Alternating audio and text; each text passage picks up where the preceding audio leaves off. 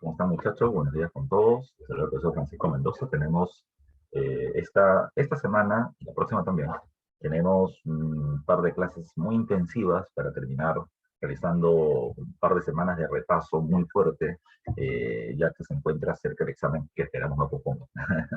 Pero bueno, ya bueno, mi idea de estas 2 semanas es terminar trabajando en las dos, un repaso general a través de un grupo, de una batería de preguntas para poder ir refrescando muchos de los temas que nosotros ya conocemos, pero que tenemos que tener muy a flor de piel para el momento del examen. Entonces, siendo ya las 8 y 7 de la mañana, vamos a comenzar con las preguntas. ¿Ya? Son 20 preguntas que vamos a terminar trabajando. Y como siempre les digo, muchachos, ¿tienes algún tipo de consulta? ¿Ya? Abre tu micro y hazla. O escribe en el chat y pregunta. Yo estoy dispuesto a responder todos los que mis humildes conocimientos me terminen facilitando. Pero, repito, pregunta que tengas, no te quedes con la duda. Y menos precisamente ya en esta temporada cerca del examen. ¿Ok? Vamos a darle entonces con todo. Vamos con la pregunta número 1. Ya vamos con la pregunta número 1. A ver, no sé qué ha pasado, ya van 2 veces que pasa esto. Dice, durante el periodo encontramos la organización de la población andina en Ayllus, ¿ya? Y en ella se observa con los restos arqueológicos de, ¿ya? Entonces, estamos hablando del periodo de la comunidad primitiva en el Perú o el periodo precerámico. Recuerda, ya vamos a comenzar con ese concepto. Recuerda que John Rowe terminaba mencionando que para poder separar a las culturas, ya a las culturas o a las sociedades entre civilizaciones y no civilizaciones, el elemento que los diferenciaba terminaba siendo el uso y complejidad de la cerámica. ¿Ya? Entonces, todos aquellos que no tenían cerámica simplemente los terminó separando como precerámicos. ¿Ya? Y todos aquellos que sí tenían cerámica van a terminar siendo diferenciados en dos grandes formas, horizontes e intermedios. Horizonte, cuando el estilo cerámico de un pueblo se difunde a muchas regiones a la vez en una misma época, e intermedio, cuando en una misma época, en diferentes regiones, se tiene diferentes estilos de cerámica. ¿Ya? No se olviden, hay 3 horizontes, horizonte temprano, horizonte medio y horizonte tardío, ¿ya? Relacionado a Chavín, Huari e Incas respectivamente, y por otro lado están los intermedios, temprano después de Chavín y tardío después de Huari. En el temprano están Moche, Nazca, Huarpa, Recuay, Lima, y en la época del intermedio tardío está Chimú, Chincha, Chancas, Chapoyas, Aymaras, Huancas y demás otros pueblos.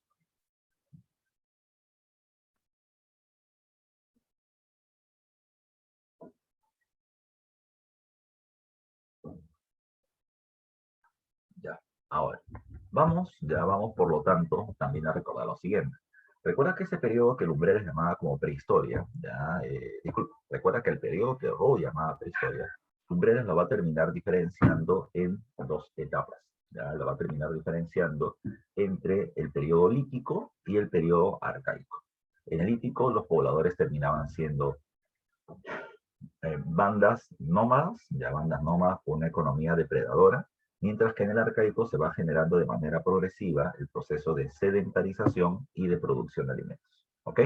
Ahora, vamos precisamente a ver esto. Me dice, durante el periodo, no sabemos si lítico, arcaico inferior, arcaico superior, encontramos la organización de la población andina en Ayllus. Ya, esa termina siendo la palabra clave para terminar entendiendo esta pregunta. ¿Por qué? ¿Ya? ¿Por qué? Porque recuerde, número 1, que el periodo lítico es semejante al paleolítico superior de la historia universal. Y en el paleolítico los pueblos están organizados en bandas. ¿Ya? Están organizados en bandas. En la época del arcaico inferior, los pueblos siguen organizados en bandas, pero con una diferencia. Los pueblos ya no viven en abrigos rocosos o cuevas, como vivía en el periodo lítico, porque se ha iniciado el Holoceno, porque hay una mayor temperatura en el medio ambiente y van a formar aldeas, pregunta de examen de admisión, viviendas temporales al aire libre. ¿Ya? Pero además de eso, se va a terminar teniendo 2 características más. En el arcaico inferior los grupos son semisedentarios, viven más tiempo en un solo territorio para poder aprovechar los recursos naturales por el aumento de los desiertos y por lo tanto la dificultad de moverse de una región a otra. ¿Ya? Y segundo, tienen una economía mixta. Así como recolectan, también comienzan a cultivar. ¿Ya? Y así como cazan, también comienzan a crear animales. La domesticación de plantas y animales termina siendo la otra característica importante del arcaico inferior. En el arcaico superior, como ya te mencioné, pasamos de nómadas y seminómadas a sedentarios por completo, una economía productiva a través de la agricultura extensiva. Todavía no hay tecnología, todavía no hay canales de regadío, si no llamaríamos agricultura intensiva, ¿ya? Además de la agricultura extensiva, también se va a terminar desarrollando la ganadería, la crianza de un mayor número de animales en un espacio. Pero la otra cuestión especial es que las bandas comienzan a juntarse, ¿ya? Y esa unión de bandas va a ir formando clanes. Los clanes andinos se les conoce con el nombre de ayllus. Un ayllu se caracteriza por ser, repito, un grupo más numeroso, porque son varias bandas que se han juntado para explotar los recursos de una región que ya saben que es muy buena y fértil. Segundo, ya este ayllu es sedentario. Tercero, este ayllu viene teniendo un líder, ya viene teniendo un líder. El líder al que normalmente llamamos que es el que va a terminar organizando el trabajo ya de la población, el que organiza también el culto, porque la otra característica fundamental del arcaico superior es que ya se observa la religión organizada a través de la construcción de templos, a través de la construcción de templos. Entonces, esta característica, el solo hecho de que aparezca por aquel término Ayllu, ya hace referencia a que se desarrolla durante la época del arcaico superior, ¿ya? No se olviden. Esperemos un segundito, por favor, muchachos.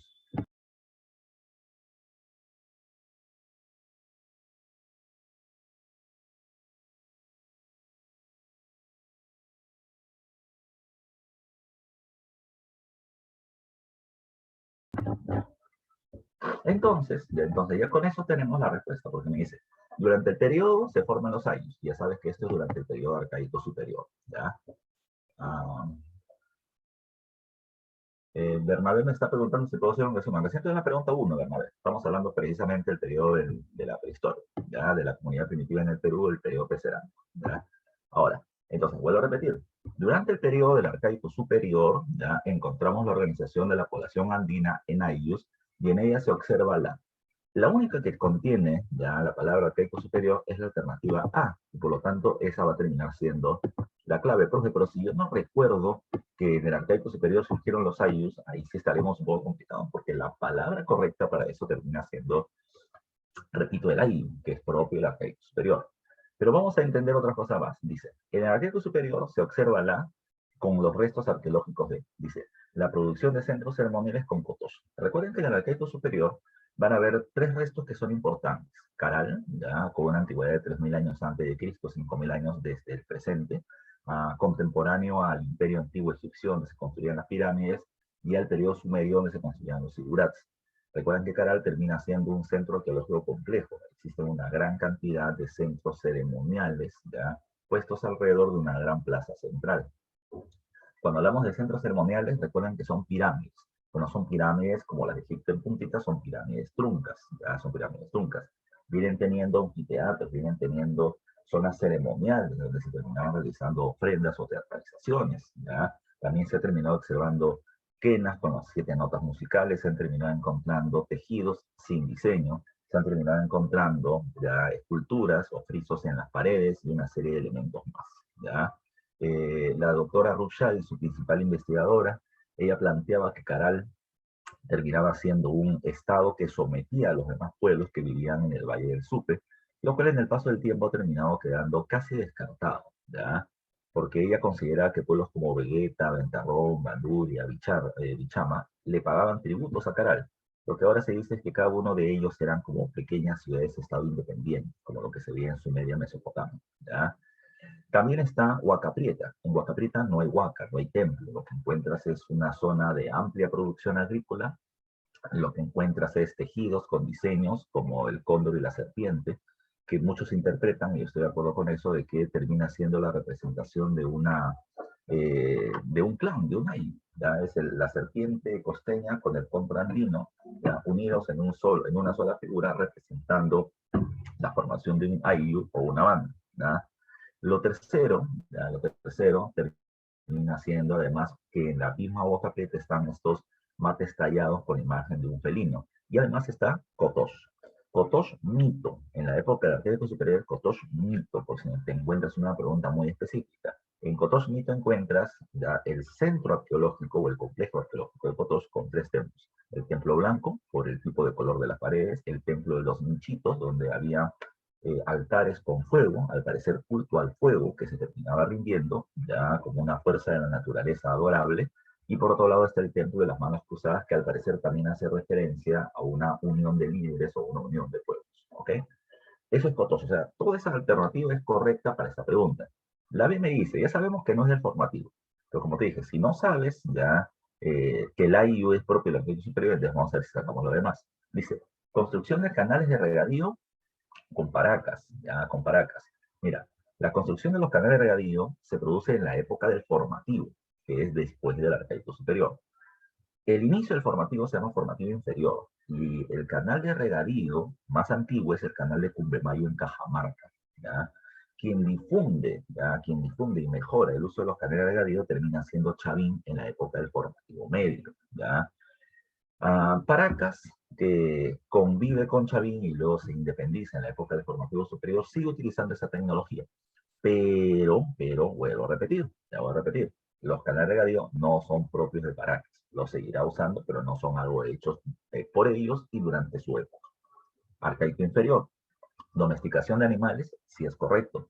El Armachay también es correcto. Recuerden que en el Armachay se terminó encontrando corrales con esqueletos de camélidos andinos y con, además de eso, excrementos fosilizados coprolitos, ¿ya? Como se encontraron huesos de animales en un solo lugar y excrementos en un solo lugar, es porque ahí fueron obligados a vivir, lo que implicaba que había una domesticación, ¿ya? ¿Qué animales son? Recuerda que los camélidos domesticados terminan siendo llama y alpaca. Los camélidos que terminan estando en estado salvaje, libres en la naturaleza, son guanaco y vicuña. Entonces, la respuesta era llama y alpaca. Entonces, esa C sí es correcta. En la época del Arcaico inferior se produce la domesticación de animales y su mayor prueba es el armachay, ¿ya? Pero repito, en el Arcaico inferior no hay aires. En el hípico, ¿hay cacería colectiva? Sí, hay cacería colectiva, sí. Y eso se va a terminar observando en las pinturas rupestres, ¿ya? Y los dos más grandes ejemplos terminan siendo la pintura de la Cueva del Diablo en la Sierra de Tacna, en Toquepala, ¿ya? Y la pintura de la Cueva de Huargo, ligado a la Uricocha en Huánuco, ¿ya? Entonces, la C y la D son correctas en la relación. Lítico, cacería colectiva, cultura rupestre de Toquepala, correcto. Arcaico inferior, domesticación de animales y Telarmachay, es correcto, ¿ya? La que no es correcta es la B, ¿ya? Es la B porque Paracas no inicia la construcción del canal de regadío, y la A también es correcta en su relación, pero repito, la palabra clave termina siendo hay, no se olvide, arcaico superior. Se forman ayllus, los ayllus son sedentarios, ya los ayllus tienen una economía productiva, los ayllus tienen un líder que es el curaca y se observa una religión organizada a través de templos, ya no te olvides tú ese tipo de información. Profesor, si todo lo que me acabo de decir no me acuerdo, si no te acuerdas, ponte a repasar como loco porque estamos muy cerca del examen. Y además pon a tomar mucha atención en estos dos repasos que vamos a terminar teniendo, ¿ya? Profe, ¿qué significan las manos cruzadas? Lo más probable, vuelvo a repetir, es que sea un símbolo para poder recordar la unión de dos bandas que han formado un clan andino o ahí. Es lo más probable. La imagen del cóndor y la serpiente, vuelvo a insistir, cóndor andino, serpiente costeña, es la unión de bandas que están formando el clan andino o el aído que le da vida a Kotosh, ¿ya? Entonces, se van a terminar teniendo mucha simbología para poder recordar las uniones. Es como decir, ¿por qué es importante la bandera del Perú? Bueno, la bandera del Perú es importante porque todos los peruanos nos reconocemos como parte de este pueblo que tiene ese símbolo llamado bandera, ¿ya? El himno nacional es para que todos nos sintamos parte precisamente de una nación en común. Los héroes, ¿ya? Ese tipo de iconografía, símbolos, personajes, son para que todos nos sintamos parte de algo. ¿Por qué se celebra todos los años el 28 de julio de 1821? Para recordar nuestra fundación como patria, que unidos nos independizamos de España. Son simbologías y los pueblos lo han usado por muchísimo tiempo y este tipo de imágenes que te estoy comentando sirven para ello. Entonces, vuelvo a repetir, cada uno tiene por clave la alternativa A. Recién vamos en la pregunta número 1. ¿Ya? Y ya le hemos dado a esta pregunta, solo esta pregunta, 18 minutos. ¿Ya? Solo esta pregunta. Así que vamos a darle con mayor rapidez. Repito, pregunta que tengas, lánzala, lánzala. O abre el audio y habla o escribe por interno lo que yo pueda. Repito, responderé. Pregunta número 2. Me dice, respecto a los pueblos del periodo de los desarrollos regionales, establezca la relación correcta con una característica destacada de estos. Profe, ¿qué es el periodo de los desarrollos regionales? ¿Ya? Insisto, Rowe habla de horizontes e intermedios. Lumbreras, ya Lumbreras no le da esas mismas denominaciones. Lumbreras va a terminar hablando, en lugar de horizontes, va a terminar hablando de eh, estados panandinos. De estados panandinos. Y hay tres estados panandinos: Chavín, Guari y Tiahuanaco. Ya, Chavín, Guari y Tiahuanaco. Disculpa, Chavín, Guari, Incas. Ya, Chavín, Guari, Incas. Mientras que Lumbreras, el mismo Lumbreras, a los Guari y a los Incas los va a terminar llamando, además de segundo y tercer estado palandino, respectivamente, también los llama como imperios palandinos, por los que en base a la fuerza militar expandieron sus dominios. ¿Ya? El primer imperio de los Guari, el segundo imperio de los Incas. Él va a decir, además, que a partir de la caída de estas sociedades que van a terminar teniendo una gran influencia sobre muchas otras regiones, van a comenzar a desarrollarse ya pueblos de manera local y autónoma. A eso lo llama desarrollos regionales. Se le llama, para Lumbreras, desarrollo regional al periodo que va después de la caída de Chavín y ante el desarrollo global. En ese periodo, Lumbreras habla del intermedio temprano. Lumbreras llama estados regionales al periodo que va después de Guari ante de los Incas, lo que Rowe llamaría como el intermedio tardío. Entonces hay diferentes formas de llamarlos, ¿ya? Al periodo del intermedio temprano de Rowe, Lumbreras lo llama desarrollos regionales, Yunis Beer lo llama el periodo de los maestros artesanos, y así hay diferentes formas de denominarlos, ¿ya? Así que recuerden, estamos hablando del intermedio temprano. Y ahí están las culturas, ahí están las culturas. No les estoy diciendo, diga usted cuáles son las sociedades del desarrollo regional. Ahí están las culturas y tú rápidamente puedes terminar sacando su relación. Dice entonces, Moche Tiwanaku Huarpa Nazca, y al costado en el cuadro termina diciendo característica de estos pueblos. ¿Qué me está pidiendo? Que haga una relación. ¿Qué tienes que hacer en este tipo de preguntas? Vete de frente a la explicación y relaciónalo con el concepto. Puede ser que sea como ahora, características pueblo, como también puede ser uh, personajes, ya como de la independencia, y características de estos personajes, o su biografía, o periodos y su explicación. Siempre vete a la explicación, ¿ya? El dato concreto tienes que relacionarlo. Entonces no te vayas con el 1, 2, 3, 4, vete con el ABCD. De frente vete a ese cuadro, ¿ya? Y intenta sacar relaciones y jugar con las alternativas abajo, ¿ya?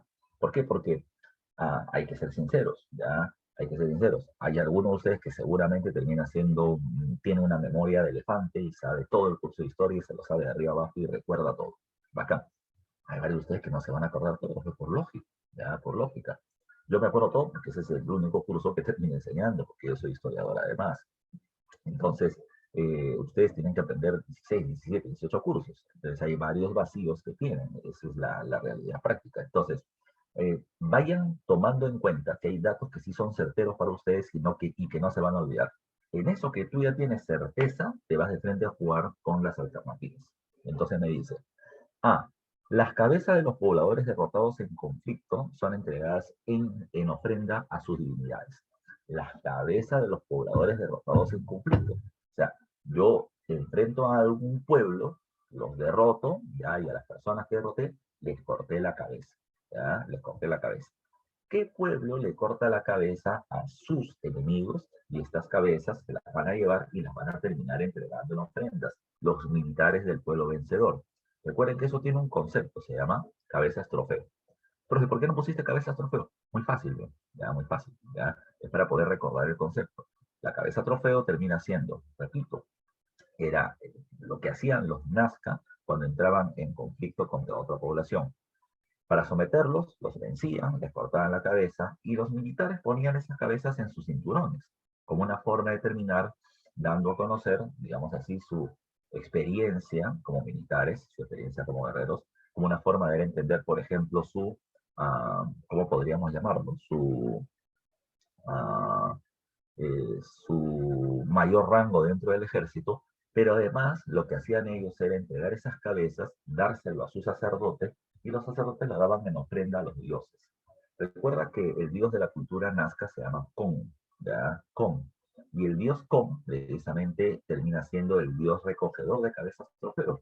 Aparece como un personaje que tiene un ser con cuerpo antropomorfo, cuerpo, brazos, piernas, ¿ya? Pero tiene cara de felino, ¿ya? En su mano tiene una porra y en la otra tiene una cabeza trofeo. Es como si alimentáramos a este dios guerrero con las cabezas ya de las personas que hemos vencido en su nombre. Y el dios regocijado por eso le termina dando a los sacerdotes buenos oráculos, buenas predicciones, ya con las que el pueblo se va a beneficiar. Es parte de todo este sistema, ya, de los oráculos de Nazca. Entonces, la A va con la 4, ya. Profesor, ¿qué alternativa tiene 4 y A? Mira tú, ya tiene esta de acá, ya acá tiene 4 y A en la alternativa A y acá tiene 4 y A en la alternativa B. Si tú sabías ese dato de Nazca, entonces ya no tienes 4 alternativas entre las que discutir, tienes solamente 2, ¿ya? A ver, vamos, ¿ya? La otra me dice, producen terrazas agrícolas en las laderas de los cerros para ampliar la frontera agrícola. Así como al periodo intermedio temprano se le llama como periodo de los desarrollos regionales y también se llama maestros artesanos porque tienen un alto nivel de producción artesanal en cerámica, en orfebrería, en escultura, diferenciado por cada región. Yo siempre pongo un ejemplo. Moche tiene lo que no tiene Nazca. Moche tiene huacos eróticos, pero Nazca tiene huacos polícromos. Y Guanaco tiene queros, vasos de boca ancha. Cada uno tiene un desarrollo artesanal elevado, pero diferenciado. Y también se le llama el periodo de las sociedades hidráulicas, porque la tecnología de los canales de regadío que dejó Chavín, que los pueblos seguirán usando, cada pueblo en sus respectivas regiones va a desarrollar una tecnología que le permite una mejor producción agraria dentro de su espacio. En ese caso, Moche va a terminar realizando canales subterráneos llamados acueductos. Nazca va a terminar usando el agua del subsuelo a través de las galerías filtrantes o ojos de agua. Ya recuerden, Moche y Nazca en la costa van a usar agua del subsuelo. Tiahuanaco va a terminar ya haciendo los camellones o guaruguaru, ya haciendo canales, pero protegidos por montículos de tierra al lado del lago Titicaca. Y por otro lado tenemos a los andenes, que terminan siendo, como dice el concepto, son terrazas agrícolas. En las laderas de los cerros no se puede cultivar porque el cerro es rocoso. Entonces van a terminar poniendo paredes de piedra, ya que van a terminar generando una suerte de maceta, ¿ya? Y en este espacio, ya que son los andenes, es ahí donde se va a terminar logrando cultivar. Como yo termino haciendo estas terrazas en las laderas de los cerros, entonces voy a terminar ampliando mi zona de cultivo o mi frontera agrícola. ¿Qué es una frontera? El límite. El límite natural para la agricultura es antes de llegar al cerro. Pero, toma en cuenta de que si se termina cultivando en el cerro, tengo más espacio de cultivo. Tengo una frontera agrícola mayor. Entonces, la alternativa B va con la cultura huarpa. Eso se va a terminar haciendo en Ayacucho. ¿Quiénes son los huarpa? Los huarpa terminan siendo los ancestros del imperio Wari, ¿ya? Del imperio Wari. Entonces, la B va con 3, ¿ya? La B va con 3. Y si la B va con 3, entonces la clave correcta termina siendo esta, la B de besito. Profe, pero huarpa no me acuerdo. Perfecto, huarpa no te acuerdas, vamos con otra alternativa para ir jugando.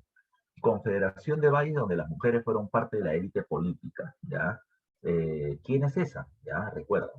Moche, ya, Moche, nace en La Libertad y se expande por la costa norte desde Piura hasta Ancash, ¿ya? De Piura hasta Ancash. Pero no tiene un gobierno unificado, no hay un rey mochica, sino que cada río forma valles y cada valle viene teniendo un gobernante llamado Alaeca. Hay casos en donde un personaje gobierna más de un valle y se le llama Sequiche, pero no existe un gobernante de todos los valles a la vez, ¿ya? Pero se dice de que, a pesar de que no existe un gobierno unificado, todos estos pueblos de la costa norte, donde está Moche, tienen el mismo idioma, el mismo tipo de cerámica, el mismo tipo de arquitectura, el mismo tipo de vestimentas que se puede ver precisamente en su cerámica y en sus tumbas, ¿ya? Y la otra peculiaridad es que se han encontrado tumbas muy ricas y muy lujosas, hechas para gobernantes, donde se observa presencia de mujeres, ¿ya? Como la sacerdotisa de San José de Moro y la muy conocida Dama o Señora de Cao. Es la peculiaridad de Moche es que no tiene un gobierno unificado, ¿ya? Y además las mujeres eran parte de la élite del gobierno. No estoy diciendo que las mujeres gobernaban, estoy diciendo que las mujeres son parte del grupo que toma las decisiones, ¿ya? Así que por lo tanto, esa C va con Mochica que está en la alternativa 1. Así que eso termina todavía más justificando la alternativa B. Y solamente para terminar, la D. Colonizan diferentes regiones y los excedentes productivos son llevados a su centro económico-cultural. Ese es Tiahuanaco. Recuerda, Tiahuanaco, los aymaras y los chinchas más adelante son pueblos que no tienen agricultura como principal actividad económica. si hay agricultura, si cultivan su suelo. Los tiahuanacos solo te he dicho que hacen camellones para ampliar sus espacios de cultivo. Pero la principal actividad económica de Tiahuanaco y de los aymaras es la ganadería. Recuerda, una de las peculiaridades que vienen teniendo los Tiahuanaco y los aymaras es que ellos vienen teniendo zonas de cultivo fuera de su región. Ellos están acá en el altiplano, en la meseta del Collao, pero van a terminar teniendo chacras en diferentes alturas y en diferentes regiones, tanto hacia el Pacífico como hacia la zona amazónica. ¿Ya? En cada uno de ellos, ¿qué ha hecho Tiahuanaco? Una parte de su población ha sido llevada a vivir en esas regiones. Están colonizando, ocupando un territorio. La gente que va a vivir ahí cultiva, produce alimentos en esa región y la consume. Pero el excedente del excedente no se lo quedan, se lo llevan a Tiahuanaco. De esa manera, Tiahuanaco puede diversificar su producción o sus elementos de consumo, ¿ya?, de diferentes regiones sin intercambio vía trueque, sino que directamente lo obtienen de las regiones colonizadas que están bajo su mando. De esa manera, repito, lo que Tiahuanaco hace es el llamado control vertical, de arriba abajo, desde la meseta del Collao hacia diferentes lugares. Control vertical de diferentes pisos altitudinales, también llamado como el sistema de archipiélagos, porque cada uno de estos pueblitos son población tiahuanaco en diferentes regiones, son islitas, son mini tiahuanacos en diferentes lugares. Y si juntamos todo esto, tenemos precisamente el llamado archipiélago o conjunto de islas. Entonces, en la pregunta 2, la clave termina siendo la B de Bellido, que no sabemos si le van a dar el voto de confianza hoy en el Congreso. ¿Ya? Así que tenemos en la 2 la alternativa B. ¿Ya? A ver, la B del vecino me dice Kevin Condon. ¿Ya? Cuidado, ¿qué pasó? ¿Ya? Pregunta 3. ¿Ya? Pregunta 3. Me dice, Wari. ¿Ya? Wari. Recuerden, ¿ah? Pregunta que tengas, mándala. 3. Wari es producto de la expansión del pueblo Huarpa a fines del intermedio temprano. Repito lo que le dije hace un rato. Huarpa es el papá de los Wari.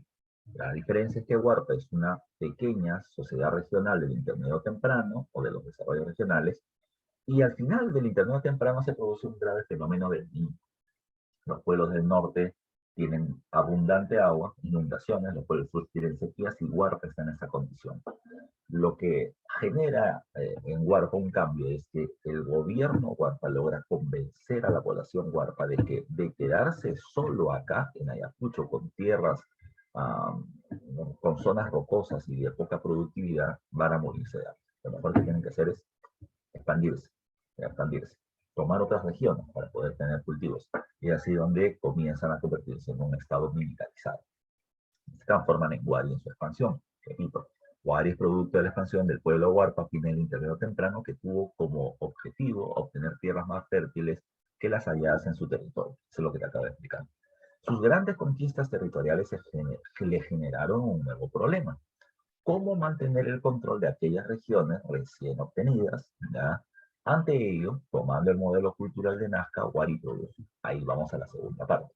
Cuando Wari comienza a crecer, como dice el enunciado, Wari tiene un problema. Obtiene nuevos territorios, obtiene nuevos recursos, pero también hay que tomar en cuenta que esa región era un pueblo independiente y evidentemente no va a querer estar sometido a Wari, ¿ya? Que esa población se puede terminar organizando y rebelarse contra mí. Pero además esa población me tiene que pagar tributos. ¿Cómo hago yo para poder, repito, controlarlas, administrarlas y evitar que se rebelen? Para eso Wari terminó viendo lo siguiente.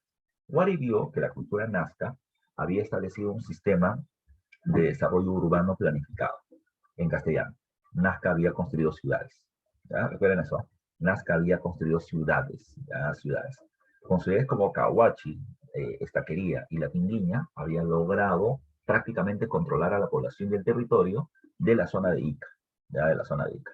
De esta forma, lograba, repito, organizar el trabajo, cobrar los impuestos, evitar rebeliones, y Wari dijo, ese modelo me gusta. Así como Nazca lo ha utilizado en Ica, yo lo voy a utilizar en los territorios donde vaya llegando. De esa forma, Wari utilizó el sistema de ciudades Nazca y lo multiplicó. ¿Ya? Nazca tuvo 3 ciudades, Wari tuvo 50. ¿Ya? A eso se le llama revolución urbana. Multiplicó el uso de ciudades para administrar y controlar los territorios que estaban bajo su dominio. También se le conoce a estas ciudades como cabeceras de región. es el hecho por el cual Wari tiene ya una cabeza, un centro de mando sobre diferentes provincias para, repito, asegurar sus tributos y mantener el control del territorio. Por eso se menciona que la cultura Wari proviene de la influencia de tres pueblos. Huarpa, es Wari antes de expandirse; Nazca, que es la que aporta la construcción de ciudades; y Tiahuanaco, ¿ya? Y recuerden que Tiahuanaco termina siendo el pueblo que aporta el culto al dios de las varas, al dios de los báculos, ¿ya? Que es algo que Wari también va a terminar difundiendo, con una gran diferencia. El dios de las varas de Tiahuanaco termina siendo un dios ligado eminentemente a la agricultura. Es un dios ligado a la fertilidad del suelo. Mientras que Wari a ese dios le agrega características militares. ¿Ya? Características militares. Entonces, repito, ante ello, tomando el modelo de la cultura Nazca, Wari produjo. Ya te dije la respuesta. Wari nace de Huarpa, Nazca y Tiahuanaco. De Huarpa toma su población en los andenes, de Nazca toma las ciudades y de Tiahuanaco el culto al dios de los báculos. Entonces, ¿cuál es la respuesta? Wari produjo A, un gobierno teocrático fundamentalista que resume el pensamiento de la libertad del pueblo. No es Afganistán, ese no es Wari. Wari es un imperio, Wari es un estado militarizado. Y este estado militarizado es el que va a terminar, expandiendo sus dominios. B, una fuerza militar sangrienta para someter violentamente a los pueblos que osen rebelarse. No necesariamente. Tiene la fuerza para oprimir rebeliones, por supuesto, pero no es que Wari a cada rato le esté pegando a los pueblos, porque si no pierde la fuerza de trabajo, los tributos, el respeto, ¿ya? C, una alianza con Tiahuanaco para que éste ayude a mantener el control de diferentes provincias sureñas. No. Una de las peculiaridades es que, así como Wari somete a todos los pueblos de lo que vendría a ser el territorio del Perú, Tiahuanaco convive en la misma época con Wari, y Tiahuanaco tiene el control de la zona del sur del Perú, del norte de Chile y Bolivia. ¿Ya? Conviven en la misma época. No sabemos si hay algún tipo de alianza. Lo más probable es que como el dios de los Wari, el dios de los báculos, tiene procedencia tiahuanaquense, lo consideran como un lugar sagrado. Es probable que haya sido así, pero convivían, ¿ya? Y la DMS, una serie de centros administrativos para mantener el control de las provincias. Eso es lo que Wari termina copiando de Nazca. Repito, el sistema de ciudades y, por lo tanto, las denominadas cabeceras de región que ellos van a terminar fundando. Pues en la pregunta 3 la clave termina siendo la D de dedo, ya, la D de dedo, ya, no te olvides. Muy bien, que ya, Giles, ya. A ver, vamos a la pregunta 4, me dice, ya, pregunta 4. Establezca el enunciado que contiene afirmaciones correctas con respecto a los pueblos que se desarrollaron durante el periodo intermedio tardío, ya, intermedio tardío. ¿Qué es el intermedio tardío? Posterior. Cuando Wari se expande, lo hace por la fuerza y tiene las cabecera de región como medio de dominio. Pero recuerden ustedes que cuando Wari cae, se produce por causa principal las rebeliones de las cabeceras de región. Hubo un grave fenómeno del Niño, Wari no había construido un sistema de almacenes para poder soportar una situación climática tan grave. Y lo que pasa a continuación, es que Wari, al caer, las ciudades se hacen independientes y van a ser manejadas por gobernantes locales o señores locales. A eso se le llama señoríos. Hay algunos señoríos, ya, que por alianzas, ya, o porque uno le pega a los otros, van obteniendo más tamaño y se le llama reinos. Precisamente, ya tras la caída de Wari aparecen los reinos y los señoríos, que son propios del intermedio temprano o el periodo de los intermedio tardío, disculpa, o el periodo de los estados regionales o el segundo desarrollo regional, como también se les llama. ¿Quiénes están acá? Chimú, que es el reino más importante de la costa norte, con dominios que van desde Tumbes hasta el norte de Lima. Tienes, por ejemplo, a los Chincha, con su gran red comercial, ya tanto marítima como terrestre. ¿Ya? Tienes, por ejemplo, a los Chancas, ya de la zona de Apurima, que se expanden por Huancavelica y Ayacucho, y son derrotados por los Incas en su proceso de intentar someter esta región. Vas a terminar encontrando a los aymaras, que son diferentes pueblos donde destacan los collas como los más poderosos y la construcción de chulpas o torres funerarias para sus gobernantes, entre otros pueblos. Entonces, la pregunta es, acá hay 4 pueblos que se están poniendo y se le está poniendo características. La pregunta es, ¿cuál de ellas terminan siendo afirmaciones correctas? ¿Ya? O sea, como en las alternativas tienes siempre pares, ya 1 y 2, 2 y 3, 3 y 4, 1 y 4, ya entonces hay 2 que son verdaderas y 2 que son falsas. ¿Ok? Dice, Los chancas fueron derrotados en su intento por someter a los huancas. Falso. Los chancas de Apurímac, repito, se expanden por Ayacucho, Huancavelica, tienen una alianza con los huancas de la zona de Junín, ¿ya? Pero ¿dónde fueron derrotados? Al intentar someter a los incas del Cusco. Recuerda que Tusilipantio Pachacute organiza la defensa del Cusco y los vence. Y a partir de ese momento comienza la expansión del Imperio Incaico. Entonces la primera es falsa. Si la primera es falsa, ya, si la primera es falsa, repito, cada vez que tú tengas ya una afirmación de ese tipo, en este tipo de preguntas, comienza a jugar con las claves, ¿ya? Si la primera es falsa, entonces no puede ser ni la D, ¿ya? Ni la D, ni la B, ¿ya? Porque la primera es falsa. Solamente puede ser 2 y 4 o 3 y 4. Repito, si tú tienes la certeza, ¿ya? De que cuando estés en el examen, de que esa afirmación es falsa, tú dices ya, no es esta, entonces puede ser solamente la A o la C. ¿Qué tienen en común la A y la C? Que la 4 es verdadero, ¿ya? Si la 4 es verdadero, ya ni siquiera, repito, si tienes la certeza de la 1, ya ni siquiera tendrías que ver la 4, porque sabes que termina siendo cierto. Solo se va a definir con la 2 y con la 3, ¿ya? Con la 2 y con la 3. ¿Qué dice la 2? Chimú desarrolló el segundo imperio panandino. Falso, ¿ya? Falso. Imperios panandinos solamente hay dos, Huari e Incas. ¿Qué es un imperio? Un imperio es un pueblo que posee cuatro características. Ejército, ya ejército, una gran expansión territorial, una ciudad capital y ciudades administrativas o cabecera de región que le ayudan a mantener el control de las provincias. Profe, ¿quiénes tienen eso? Esa característica la tienen Huari, Chimú y los incas. Total, no dice que Chimú no es, pero repito, estoy hablando de qué cosa es un imperio. Ejército, expansión, gran expansión, capital y ciudades administrativas. Chan Chan tiene ejército, sí, una gran expansión de Tumbes a Lima. Tiene capital, Chan Chan. Ciudades administrativas, Galindo, Cabeza de Vaca, ya Pacanamu, ya, y varias otras cosas. Tiene varias, Farfán, ya tiene varias, ya. Pero panandino significa que tiene dominios en costa, sierra y parte de la selva. Y eso no lo tiene Chimú. Chimú es un imperio costeño. Los únicos panandinos son imperios panandinos, Huari y los incas. Entonces, ¿Chimú desarrolló un gran imperio panandino? No, solamente es un imperio costeño, ¿ya? Entonces, la 2 se descarta. Si la 2 se descarta, entonces no puede ser la alternativa A, porque contiene la 2. La clave tiene que ser sí o sí la C. Solo para asegurarnos. 3. Chincha destacó por su comercio de productos exclusivos a grandes distancias. Sí.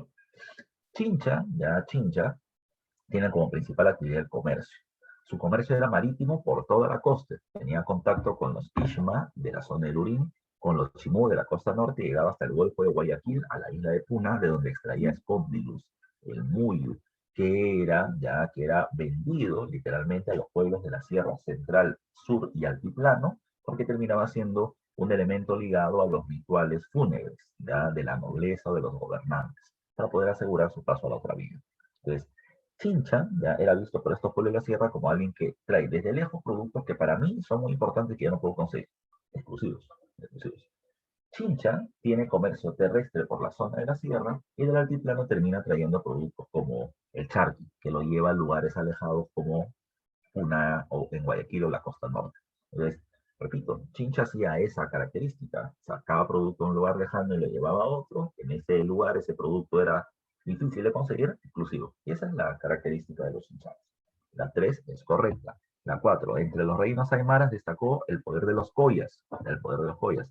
Recuerden, los reinos aymaras son 12. Hay dos que son muy poderosos, Lupacas, pero primero los collas. ¿Y por qué pongo primero los collas? Porque hubo un conflicto, ¿ya? Por el poder precisamente en el altiplano, en los alrededores de la Titicaca, y los collas terminaron siendo los vencedores. Más adelante, cuando los incas invaden el territorio del altiplano, se unen con los lupacas, derrotan a los collas, ¿ya? Y los lupacas se vuelven los líderes en alianza con los incas, ¿ya? En alianza con los incas. Entonces, la 4 sí era correcta, ya sí era correcta, la 3 también, y por lo tanto la clave termina siendo la C de casa, ¿ya? La C de casa, ¿ya? Muy bien, Kevin. Entonces, vuelvo a repetir, ya voy a repetir. Recuerden, ¿eh? Estamos intentando poner en una pregunta varios puntos a la vez para poder ir recordando, ¿ya? Así que esto lo vamos a hacer la próxima semana, la próxima semana.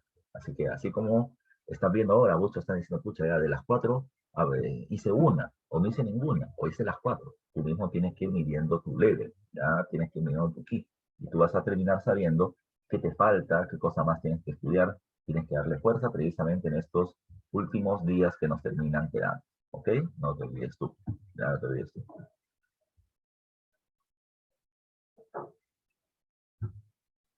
Ya, no te olvides tú. Ahora, dice, ya, dice. Pregunta número 5. ¿Ya? Pregunta número 5. Establezca el enunciado incorrecto con respecto al desarrollo del Tahuantinsuyo. ¿Ya? Establezca el enunciado incorrecto con respecto al desarrollo del Tahuantinsuyo. Dice, A. Mediante la reciprocidad asimétrica, ¿ya? El Inca subordinaba a los receptores de los recursos. Porque, ¿qué es eso? A ver, vamos a recordar. Recuerda que la organización socioeconómica de los incas venía basándose en dos principios, dos fundamentos, la reciprocidad y la redistribución. La reciprocidad y la redistribución.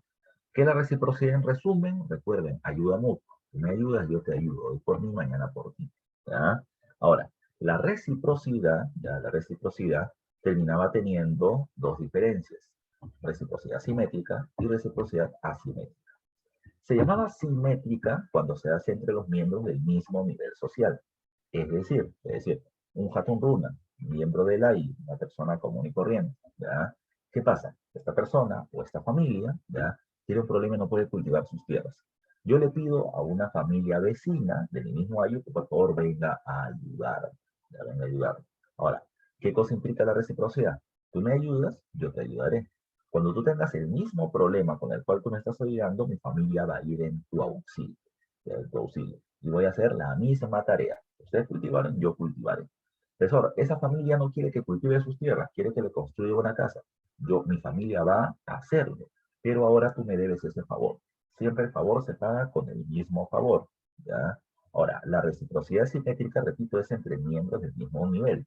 Si yo voy a trabajar para el Puraca, yo no voy a terminar trabajando las tierras del Puraca y el Puraca va a venir a cultivar las mías. Eso no es posible. Cuando las diferencias sociales son evidentes, entonces se establece una reciprocidad asimétrica, sin simetría. No solamente es del pueblo al noble, porque recuerdan que entre los nobles también hay niveles.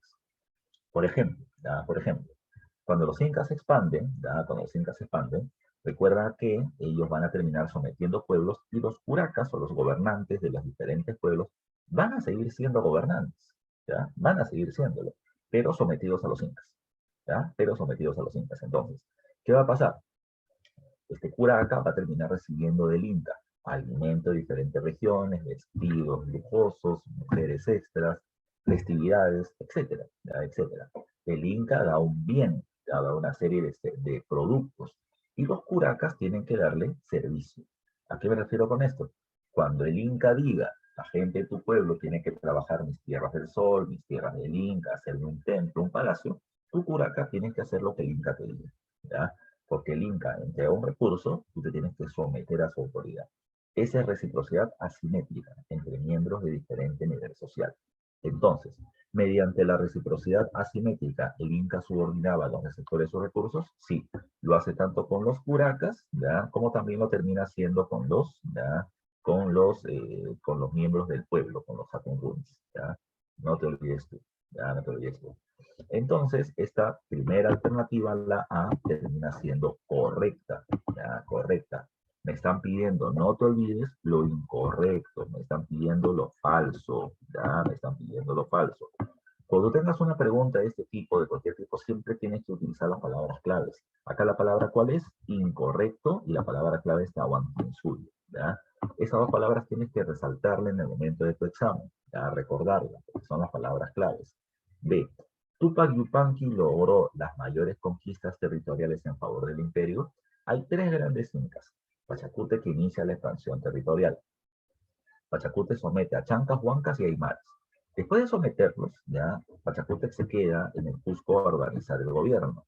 Y quien a partir de ese momento encabeza las conquistas militares es Tupac Yupanqui. Como Auqui va a terminar sometiendo a los Ishma, a los pueblos de la Sierra Norte y a los Chimú, sea, como príncipe heredero al trono mientras que Pachacute gobierna.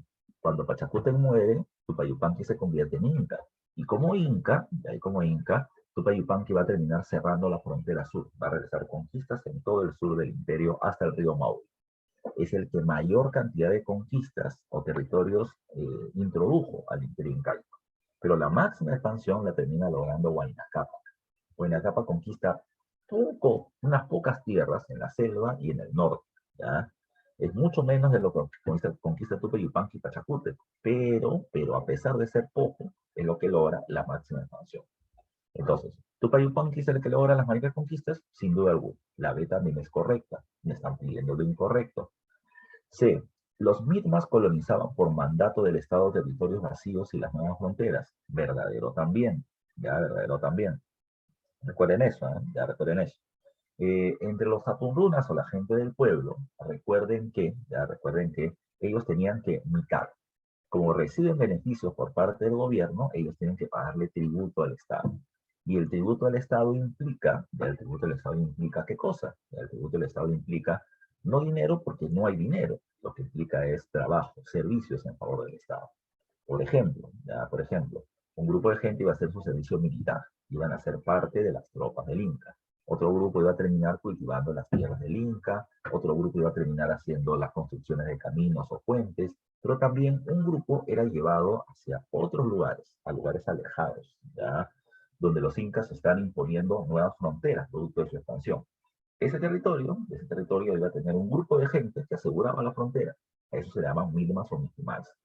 También, cuando los incas sometían a un pueblo, y en tiempos posteriores ese pueblo se rebelaba, ya se rebelaba, entonces, ¿qué sucedía? A los rebeldes, ya activos y pasivos, los incas los sacaban del territorio.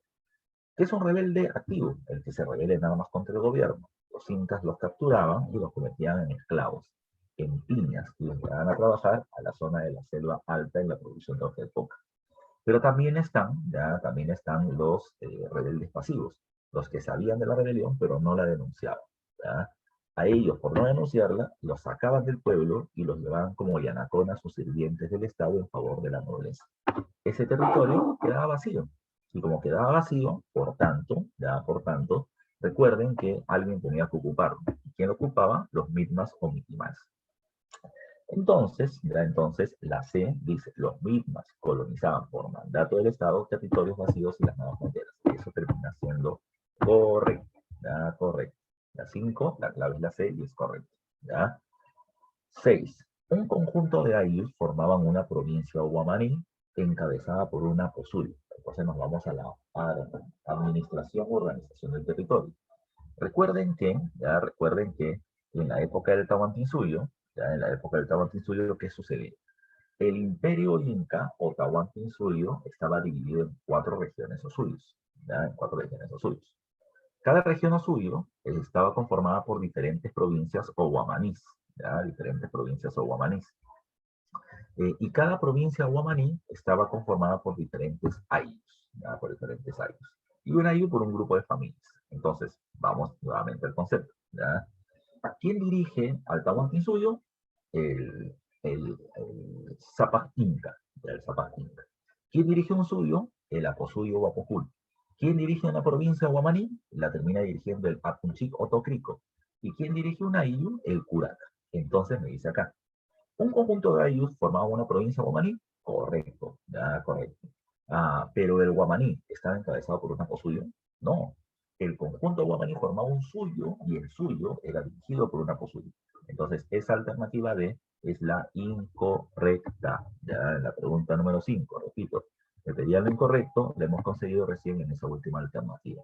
Ten mucho cuidado, ¿ah? Alguien me terminó respondiendo por interno, profe, en la clave 5 de la clave es la A. No, la A termina, o sea, tú viste la primera, ¿no? Dice la primera y dice, es correcto, clave. No, ten cuidado. Tienes que recordar qué cosa es lo que pide. Te pueden pedir lo correcto, te pueden pedir lo falso, te pueden pedir característica económica, política, social. Te pueden decir, por ejemplo, principal característica económica de los incas. ¿Ya? Entonces dices, uy, incas, ya, perfecto. Primera alternativa, no sé, el gobernante de un ayllu en el Tahuantinsuyo se llamaba Curaca, verdadero. Pum, pum, marcaste, ya marcaste. Pero eso no es una característica económica, es una característica política. No te excites, ya no te excites. Controla tus ánimos, ya controla tus ánimos y lee bien el enunciado. De leer bien el enunciado, tú ya más o menos vas a terminar teniendo la respuesta correcta para esa pregunta. No te olvides, no te confundas, ten mucho cuidado con la forma en la que vas a terminar dando el examen. No te olvides tú. Ya, no te olvides tú. A ver, pregunta número 6. ¿Ya? Pregunta número 6. Me dice, como consecuencia de la caída del Cusco, se produjeron una serie de conflictos internos en el actual territorio peruano. Sobre ello se establezca la serie que contiene afirmaciones correctas. ¿Ya? Nuevamente, 4 alternativas, ¿ya? Y las claves de las alternativas están en pares. ¿Ya? Ya están en pares. 1 y 3, 2 y 4, 1 y 4, etc. Entonces van a haber 2 verdaderas y 2 falsas. Están pidiendo las correctas. ¿Ya? Las correctas. Después de la caída del Cusco, ¿qué sucede? Hay 2 eventos, 2 tipos de eventos.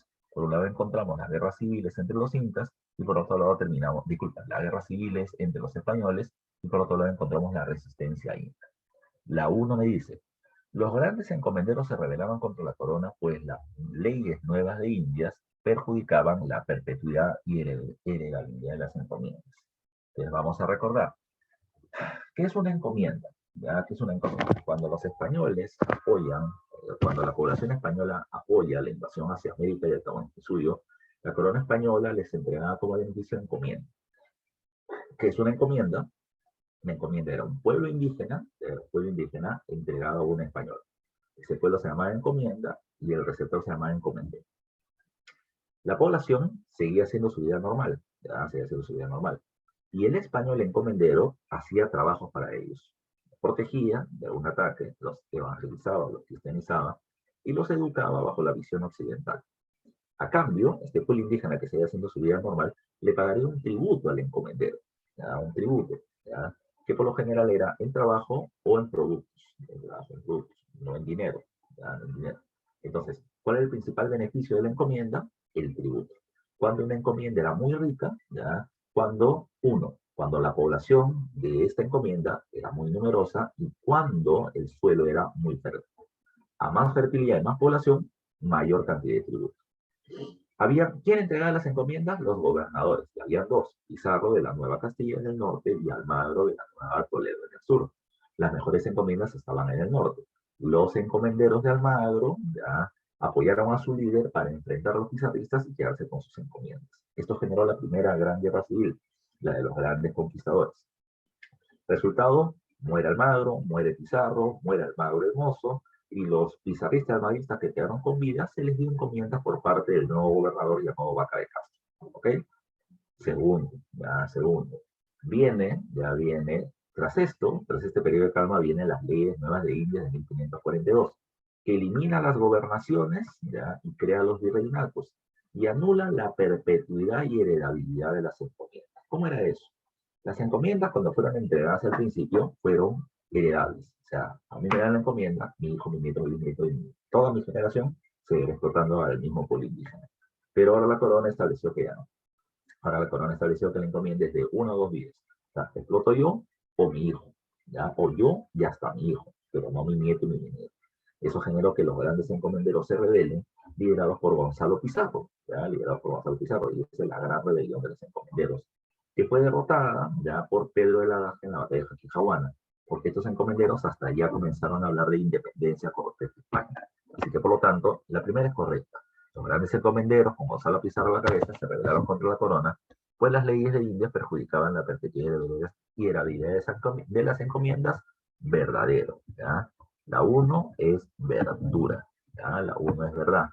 Ahora, si la 1 es verdadero, ya tenemos de frente clave. La única que contiene a la 1 como verdadero es la A. ¿Ya? Pero vamos a ver las demás. Dice, Manco Inca se rebeló contra los españoles pues no respetan su cargo de gobierno ni los beneficios de la panata juqueña. Pero también es cierto. ¿Ya? Después de asesinar a Atahualpa, los españoles se dirigen hacia el Cusco y van a terminar recibiendo el apoyo de una serie de etnias que buscan su independencia, como los chancas, por ejemplo, y los huancas, pero también está una parte de la élite inca que apoya a los españoles, que daban uno al otro. ¿Ya? Esta nobleza inca que apoya a los españoles quiere el apoyo militar de los españoles para iniciar el Cusco y proclamarse gobernantes. ¿Qué proponen ellos? Que solo la nobleza puede entrar al Cusco. ¿Ya? Entonces, si tú me ayudas a nombrar a mí, yo te permito que entres a la capital para que la saques. ¿Ya? Ese fue el acuerdo. Manco Inca fue apoyado por los españoles, fue proclamado gobernante, y Manco Inca pasa de aliado a rebelde contra los españoles, porque los españoles, como dice el enunciado, no reconocen su gobierno, no lo respetan y tampoco respetan a las panacas. Entonces, entonces, en la 2, repito, esa también termina siendo verdad, ¿ya? Esa también termina siendo verdadera. Por lo tanto, la 1 y la 2 deben ser clave. 3. Pedro de la Gasca derrotó a los almavistas en la batalla de Chupas, poniendo fin a la Primera Guerra Civil. Doble equivocación. Pedro de la Gasca pone fin a la Segunda Guerra Civil, a la de los grandes encomenderos, en la batalla de Jatijahuana. En Chupas termina siendo asesinado Diego de Almagro el Mozo por Vaca de Castro. Así que la tercera es falsa, ¿ya? Y la 4 me dice, Tupac Amaru primero inició acciones violentas contra el gobierno colonial para restaurar el Tahuantinsuyo. No. Tras la derrota de la rebelión de Mancoinca en 1536, este se traslada a Vilcabamba. Recuerden que Manco Inca intentó todavía pelear con los españoles para restaurar el Tahuantinsuyo, pero fue asesinado, ¿ya? Cuando murió, sus hijos, sucesores, los llamados Inca de Vilcabamba, ya no van a terminar peleando por recuperar el Tahuantinsuyo, sino por obtener los mayores beneficios que se puedan, ¿ya? Manco Saidi Tupac obtiene la encomienda del Ducal y firma o reconoce su derrota. Titu Cusi Yupanqui va a terminar firmando la paz de Cobamba para que lo reconozcan Inca o rey de Vilcabamba. Y Tupac Amaru, a la muerte de Titu Cusi Yupanqui, decide cerrar Vilcabamba, no tener contacto con los españoles. Es mi reino y yo no quiero tener contacto con ellos, ¿ya? Pero asesinan a un comerciante español y el virrey Toledo tomó esto como pretexto para invadir el territorio. Y lo someten y lo asesinan, ¿ya?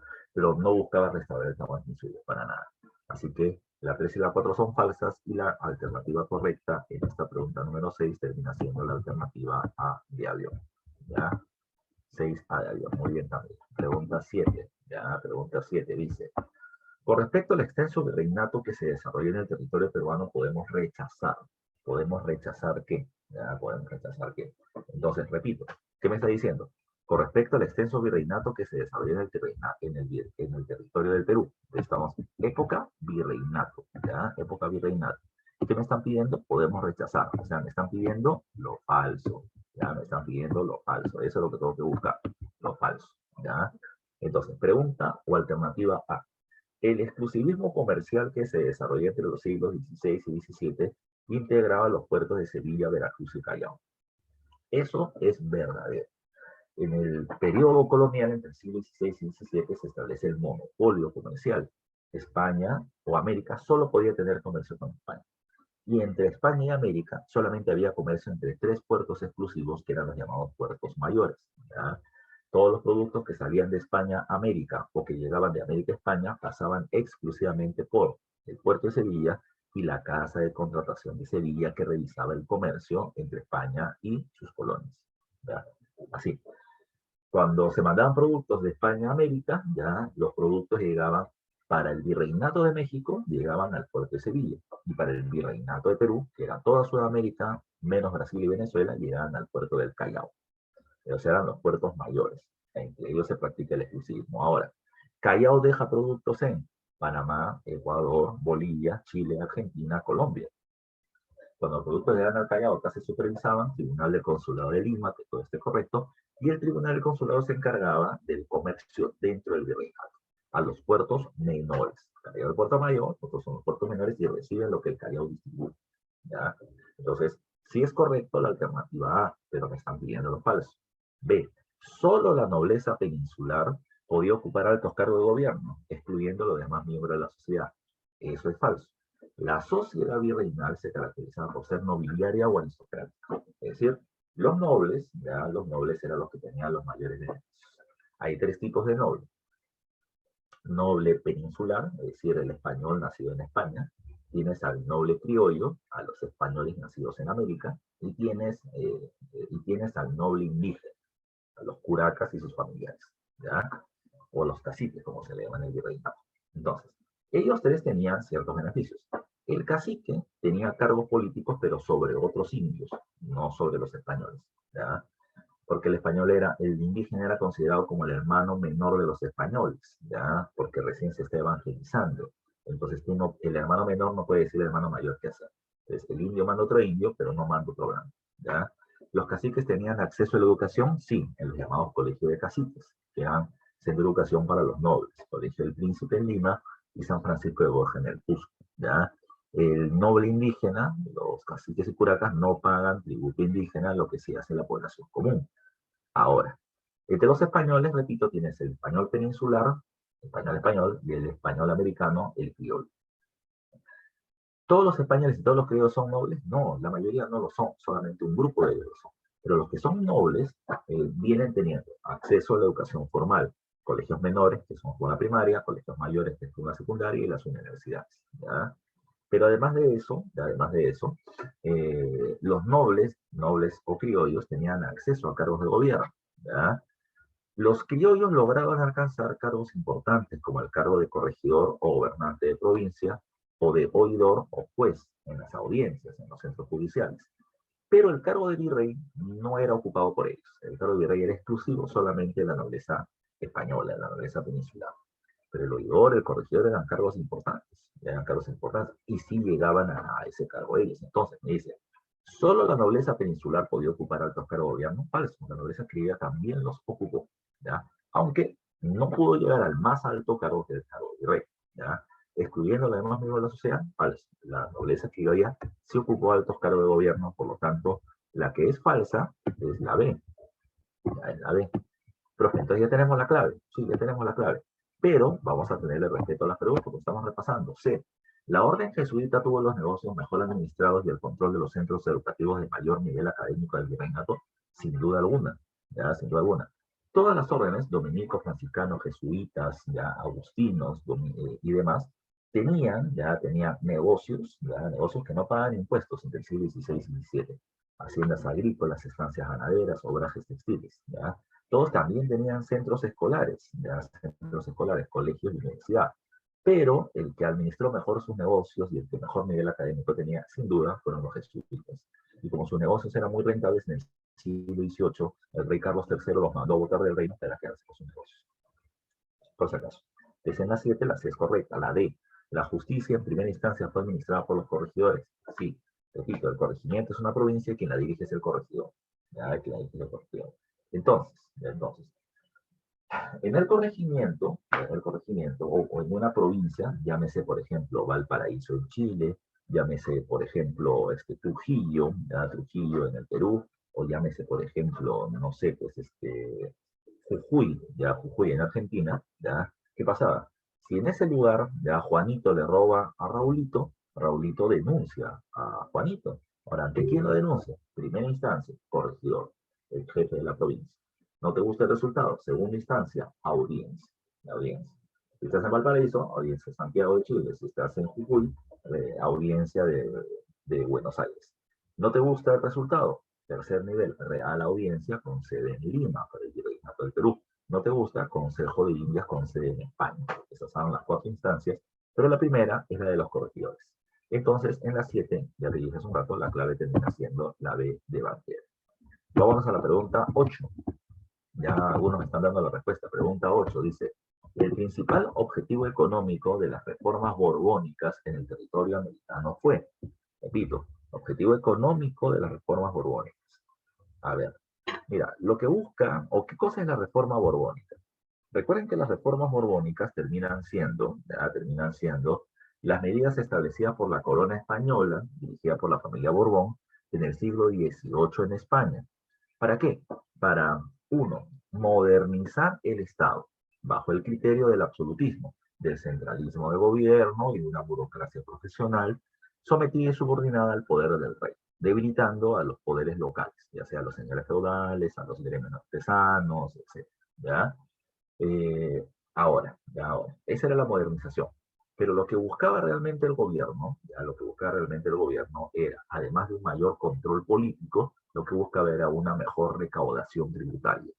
La única manera de poder tener un mejor cobro de impuestos, que elevación de impuestos prácticamente desaparezca, es que tenga un gobierno más eficiente. Es como lo que tenemos ahora. Nuestro gobierno, nuestro Estado es ineficiente, por eso es que hay tanta evasión, tanta corrupción, etc. Conviene que sea ineficiente, a los corruptos les conviene que sea ineficiente. Mientras menos control, más corrupción. Entonces, lo que el gobierno quería era un Estado más eficiente para poder tener un mejor control sobre los recursos y una mejor recaudación tributaria. El objetivo político, Estado moderno, Estado centralizado, ¿ya? Objetivo económico, mejor recaudación tributaria. Entonces, esa es la alternativa o la clave en esa pregunta número 8. ¿Ya? La idea era, dice, modernizar y hacer eficiente la administración estatal. No, no. Vuelvo a repetir, tienen que leer bien la pregunta. La pregunta dice, ¿de qué tema estamos hablando? Eso es lo primero que tienes que identificar. Reformas borbónicas, ¿ya? Ya sabemos que son reformas borbónicas. ¿Qué cosas me están pidiendo las reformas borbónicas? Objetivo económico, ¿ya? Económico. O sea, tiene que ver con la plata, ¿ya? Y si es con la plata, no puede ser la B, porque la B me dice hacer eficiente la administración del Estado. Esa es política, esa es política.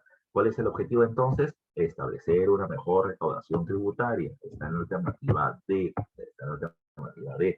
La clave es la D de dedo. Entonces, vuelvo a repetir. Cuando veas una pregunta, identifica el tema del que se está hablando y lo que te piden, ¿ya? Objetivo económico, característica política, importancia cultural, etcétera, ¿ya? Estos son los puntos que tienes que pedir. ¿Qué te piden? Causa, consecuencia, ¿qué te piden? ¿Ya? ¿Qué te piden? Eso es lo que tienes que identificar en la pregunta automáticamente para poder desarrollarla.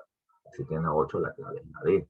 Recuerda que las reformas establecidas por la corona española también debilitan a la élite criolla que ocupaba una gran cantidad de cargos y que ahora van a ser desplazados de muchos de estos para imponer la autoridad española. ¿Ya? También recuerda que por una mejor recaudación tributaria ya no se puede evadir impuestos, de tal manera que los indígenas que antes lo evadían ya no lo pueden hacer y además se le cobra más tributos que antes. Por eso es que los indígenas se van a volver locos y van a comenzar a aparecer las famosas rebeliones indígenas del siglo XVIII y luego las rebeliones criollas que desembocan en el proceso de independencia. No te olvides tú.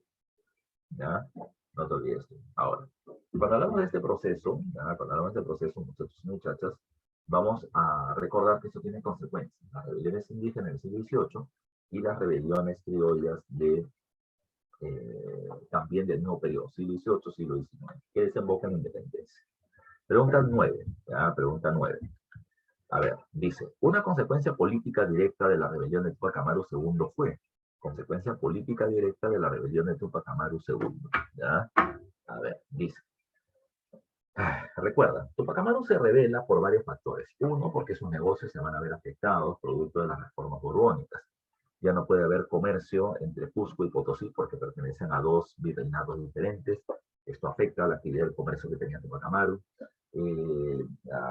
Para incrementar la producción de las minas de Potosí se traía mitayos, población indígena de lugares cada vez más alejados, y se van la gente de Tupac Amaru a trabajar hacia Potosí y eso le molestó.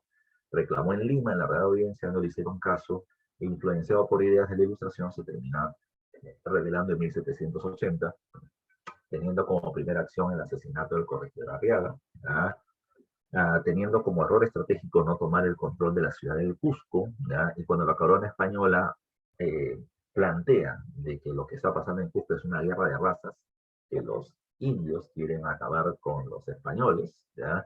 Entonces muchos de la élite de la nobleza indígena cusqueña se unen a la corona española contra Tupac Amaru. Por poner un ejemplo, Mateo Pumacao. Tupac Amaru y su familia y los líderes de la Unión son capturados, torturados y asesinados. ¿Ya? La rebelión se extiende ya en la zona del altiplano, la rebelión aymara de Tupac Katari, pero la discrepancia de este con Cristóbal Tupac Amaru hace que la rebelión se debilite y sea derrotada.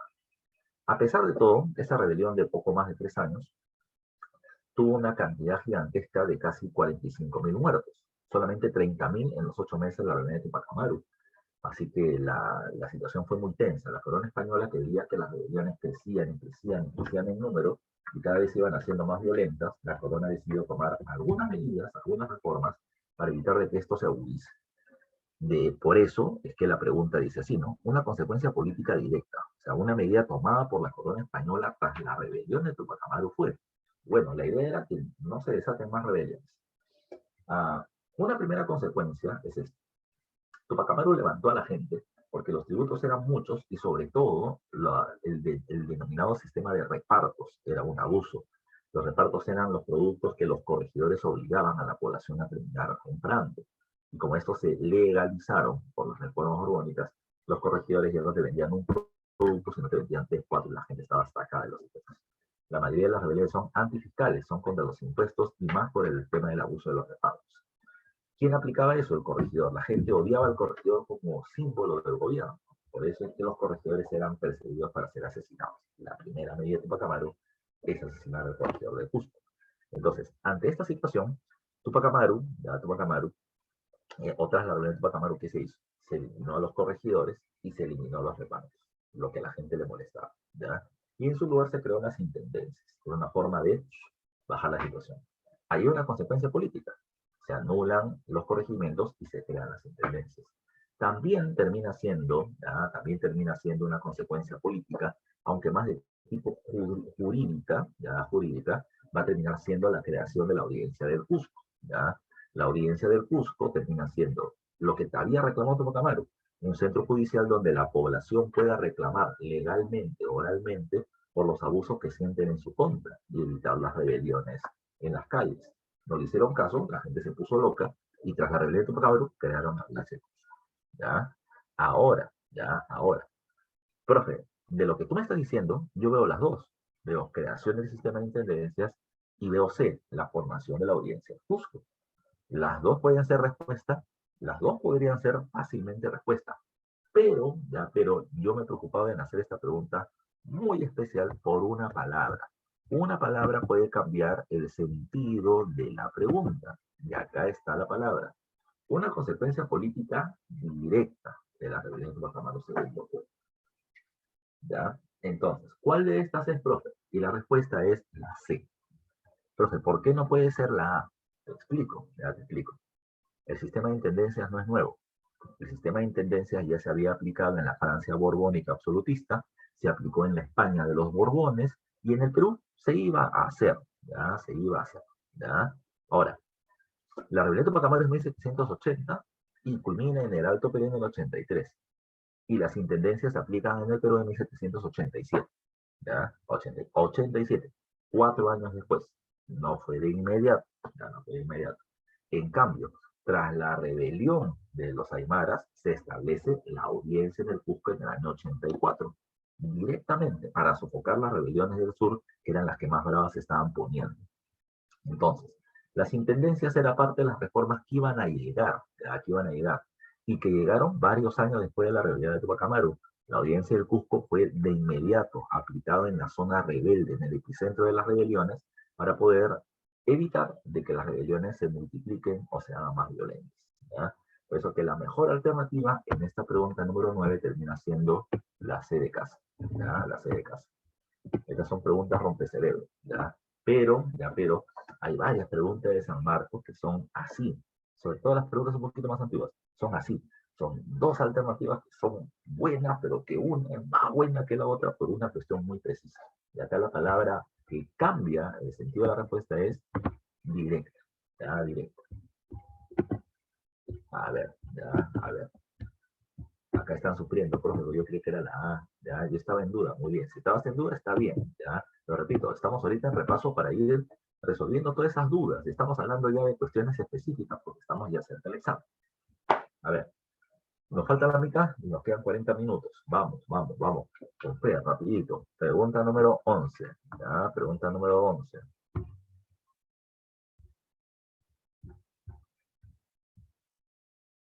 Dice, culminadas las guerras de independencia hacia 1824, se inició en el Perú el periodo llamado primer militarismo. ¿Ok? Ya, muy bien. Conocido también como el militarismo de la victoria, así lo llama Basadre, porque los que van a terminar convirtiéndose en presidentes tras este proceso son quienes participaron en la lucha de independencia, ya, como fuerza militar. Dice, respecto al espacio-tiempo histórico ya señalado, indique los enunciados correctos. A ver. Estamos hablando del 27 al 45, repito, tras la independencia, en 1827, se dio el primer militarismo que vive hasta 1872. Son 45 años, ¿ya? Son 45 años, ¿ya? Pero este primer militarismo tiene dos etapas, caudillismo militar y prosperidad falaz. El caudillismo va del 27 al 45 y la prosperidad falaz, la época del guano, va del 45 al 72. Entonces, la pregunta es, respecto al espacio-tiempo señalado, del 27 al 45, caudillismo militar antes de la prosperidad, antes de Ramón Castilla, implique enunciados correctos, Ya, correcto. Entonces, estamos viendo Perú, periodo 1827-1845, y me están pidiendo los que son verdaderos. Hay 4 enunciados y hay siempre, los enunciados tienen pares. O sea, 2 son verdaderos, 2 son falsos. Veamos cuáles son los verdaderos. Me están pidiendo los verdaderos. Ya, ya me están pidiendo los verdaderos. Dice, 1. Se caracterizó por una inestabilidad política propia del caudillismo. Ya, repito, se caracterizó por una inestabilidad política propia del caudillismo. Y eso es verdad. Recuerden que los caudillos son los jefes militares que tienen sus propias tropas y las van a intentar usar para poder llegar al gobierno. ¿Ya? Y muchos de ellos lo van a hacer mediante guerras civiles o intento de golpe de Estado. Eso genera inestabilidad. Bacán, hasta ahí está bien. Y del patrimonialismo, además de una crisis económica posguerra, a pesar de la recaudación fiscal por motivos del comercio exterior. Recuerden que sí, hay una crisis económica porque no hay minería, porque el comercio con España se ha detenido, porque el comercio con Inglaterra es muy inestable, y los principales ingresos que tenemos son tributo indígena y aduanas, cobro de impuestos. No es mucho, pero es de lo que vivimos. Entonces, toda la 1 está bien, toda la 1 está bien. Si la 1 está bien, solamente podemos eliminar la A, porque no contiene a la número 1. Todo lo demás pueden ser claves. Ahora, de las 3 que siguen, una es correcta. Dice, se alternaron gobiernos liberales y conservadores, ¿ya? Destacándose los primeros por producir cartas constitucionales en detrimento del Ejecutivo.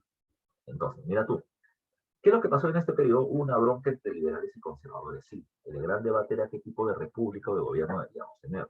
República federal, decían los liberales. En esta se planteaba más poder para el Congreso por encima del presidente, descentralización fiscal de los departamentos y libre cambismo, menos aranceles o impuestos al comercio para atraer el comercio internacional. Los conservadores terminaban planteando una república unitaria, centralismo. Lima manda, los departamentos cumplen, ¿ya? Más poder para el presidente sobre el Congreso. Y tercero, proteccionismo, más aranceles para proteger la producción nacional frente al comercio externo. Entonces, esto sí existía. Destacándose los primeros, los liberales, por producir cartas constitucionales o constituciones en detrimento del Ejecutivo, es decir, en contra, para debilitar el Ejecutivo, sí, porque ellos querían fortalecer al Congreso. Eso podría ser correcto. Hasta ahí yo veo que la clave es la D, 1 y 2. Vamos a ver 3 y 4. Dice, Agustín Gamarra desarrolló el gobierno más conservador y autoritario de la época. Sin embargo, apoyó el proyecto geopolítico de Andrés de Santa Cruz para formar la Confederación Peruano-Boliviana. Y la respuesta es falso. ¿Ya? Gamarra es el líder de los conservadores en el Perú. No hay duda. ¿Ya? Era autoritario, no hay duda. En su primer gobierno subió los aranceles hasta el cielo y se peleó con los conservadores. En el segundo gobierno persiguió a los conservadores que apoyaron a la Confederación, los encarceló, los mató, los expulsó del país. Autoritario sin duda, ¿ya? Pero dice, pero apoyó el proyecto geopolítico de Santa Cruz para formar la Confederación. Al principio el que promueve la Confederación es Gamarra, y Santa Cruz no lo quiso apoyar. Y cuando Santa Cruz dirigió la Confederación, porque él sí la encabezó, Gamarra le hace la bronca con apoyo chileno. Así que eso termina siendo falso, ¿ya? Eliminamos las 3 entonces. 4. Hubo tensiones políticas fronterizas entre el Estado peruano y la Gran Colombia, lográndose recuperar Guayaquil con la firma del Tratado de la Rea-Gual. Al contrario, con la firma del Tratado de la Rea-Gual, por el sistema de UTI Posidetis, Perú se queda con Tumbes y con Maynas. Pero por libre determinación de los pueblos, obtenemos Jaén y perdemos Guayaquil, ya frente a la Gran Colombia. Entonces no lo recuperamos, lo perdimos por el contrario. La 4 es falsa, y como ya te había adelantado, entonces en la pregunta número 11, la clave termina siendo la D de dedo, ya la D de dedo. Ah, me salté la 10, disculpe, ya me salté la 10, ya. Entonces ya hice la 11, vamos a retroceder a la 10, ya. Disculpen, muchachos, la excitación del momento, ¿ya? Entonces, en la 10 es la D de dedo, ¿ya? En la 11, disculpa. Y en la 10 dice, establezca el orden cronológico correcto de los eventos sucedidos en el proceso de independencia. Bacán, ya bacán. Dice, paso el batallón comandante de las fuerzas patriotas, campaña de procesos intermedios, la libertad de vientres y federación de los Andes. A ver, la independencia se relaciona en 4 momentos. 1820, llegada de San Martín, hasta la proclamación de independencia en Lima. Todo esto es corriente libertadora del sur. Desde que San Martín proclama la independencia en Lima hasta que San Martín se va, que puede formar el primer congreso, se estableció el llamado periodo del protectorado de San Martín. Desde la formación del Congreso hasta la llegada de Simón Bolívar, hablamos del periodo del primer Congreso peruano, ¿ya? Y desde Bolívar hasta la capitulación de Ayacucho y las posteriores medidas de Bolívar de integración latinoamericana, ¿ya? Hablamos de la llamada corriente libertadora del norte. 4 momentos. Entonces vamos a ver el orden cronológico. Paso del batallón Numancia a las fuerzas patriotas. ¿Qué es eso? Recuerden también, durante la independencia, ya durante la independencia, no hay peruanos, argentinos, chilenos, colombianos, venezolanos. Hay patriotas a favor de la independencia y realistas en favor de mantener el virreinato. ¿Ya? San Martín, recuerden que llega al Perú y plantea una independencia pacífica y una monarquía constitucional como sistema de gobierno, pero no se la aceptaron. Así que San Martín comienza las acciones militares. Manda a Álvarez de Henares a la Sierra Central, manda a Cochrane al control del Callao y San Martín se va a la expedición al norte. Tomará Huaura, que termina siendo Huacho, Huaral, Chancay, la zona del norte chico de Lima. Y cuando va para allá, tiene el apoyo de los cimarrones, o los esclavos de la zona de Ica que se habían escapado, y se pusieron como sus tropas.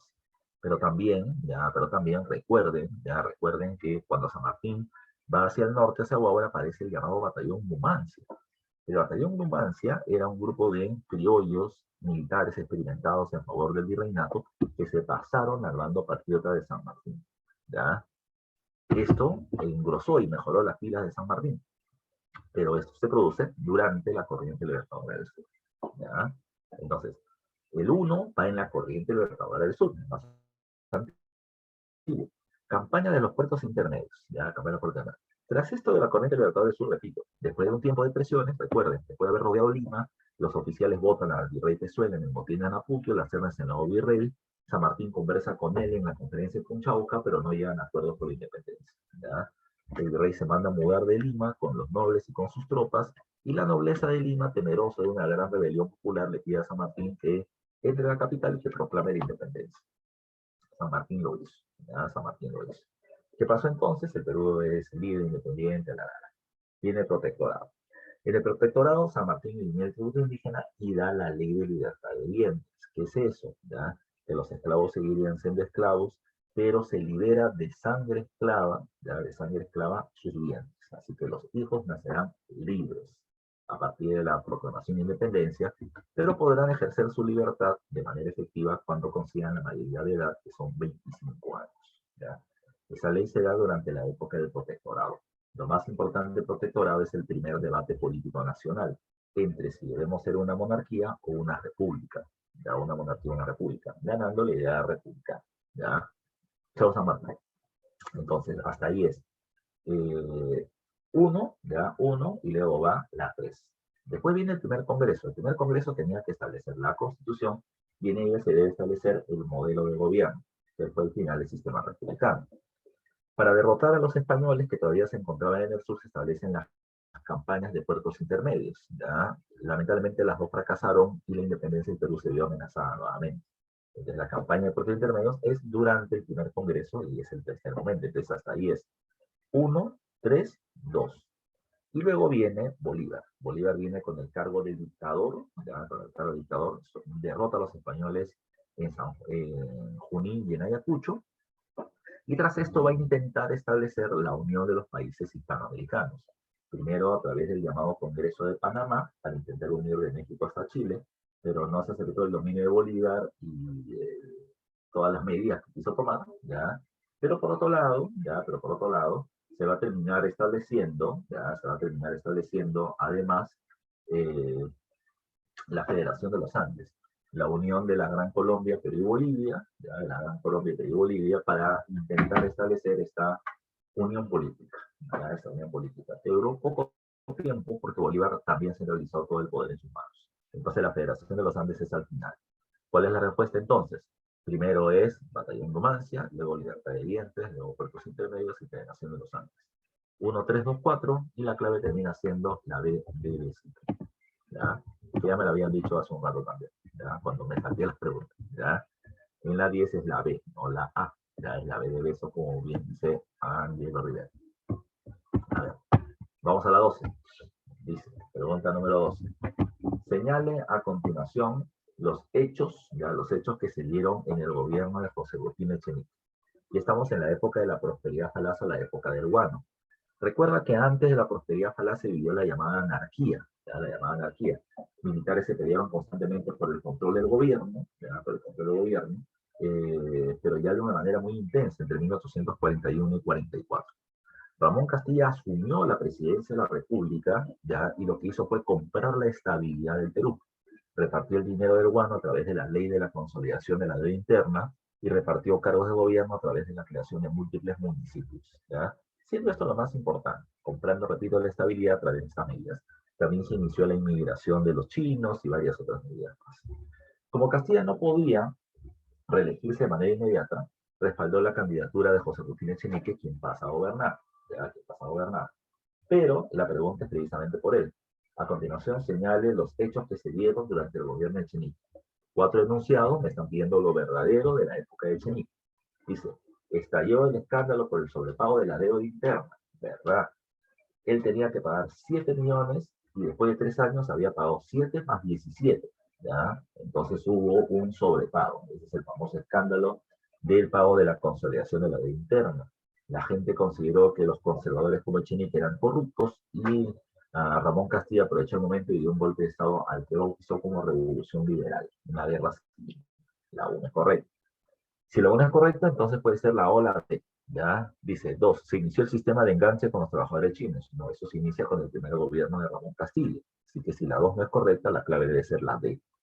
La llegada de los migrantes alemanes hacia la selva central. Sí, se comenzó a pedir a estados europeos que nos manden gente, que nos manden blancos para terminar con sus conocimientos técnicos, mejorar la explotación de nuestros recursos y que se crucen con nuestra población para mejorar nuestra base. Entonces, la 3 sí es correcto, se trae austríacos y prusianos hacia la zona de la selva central, ¿ya?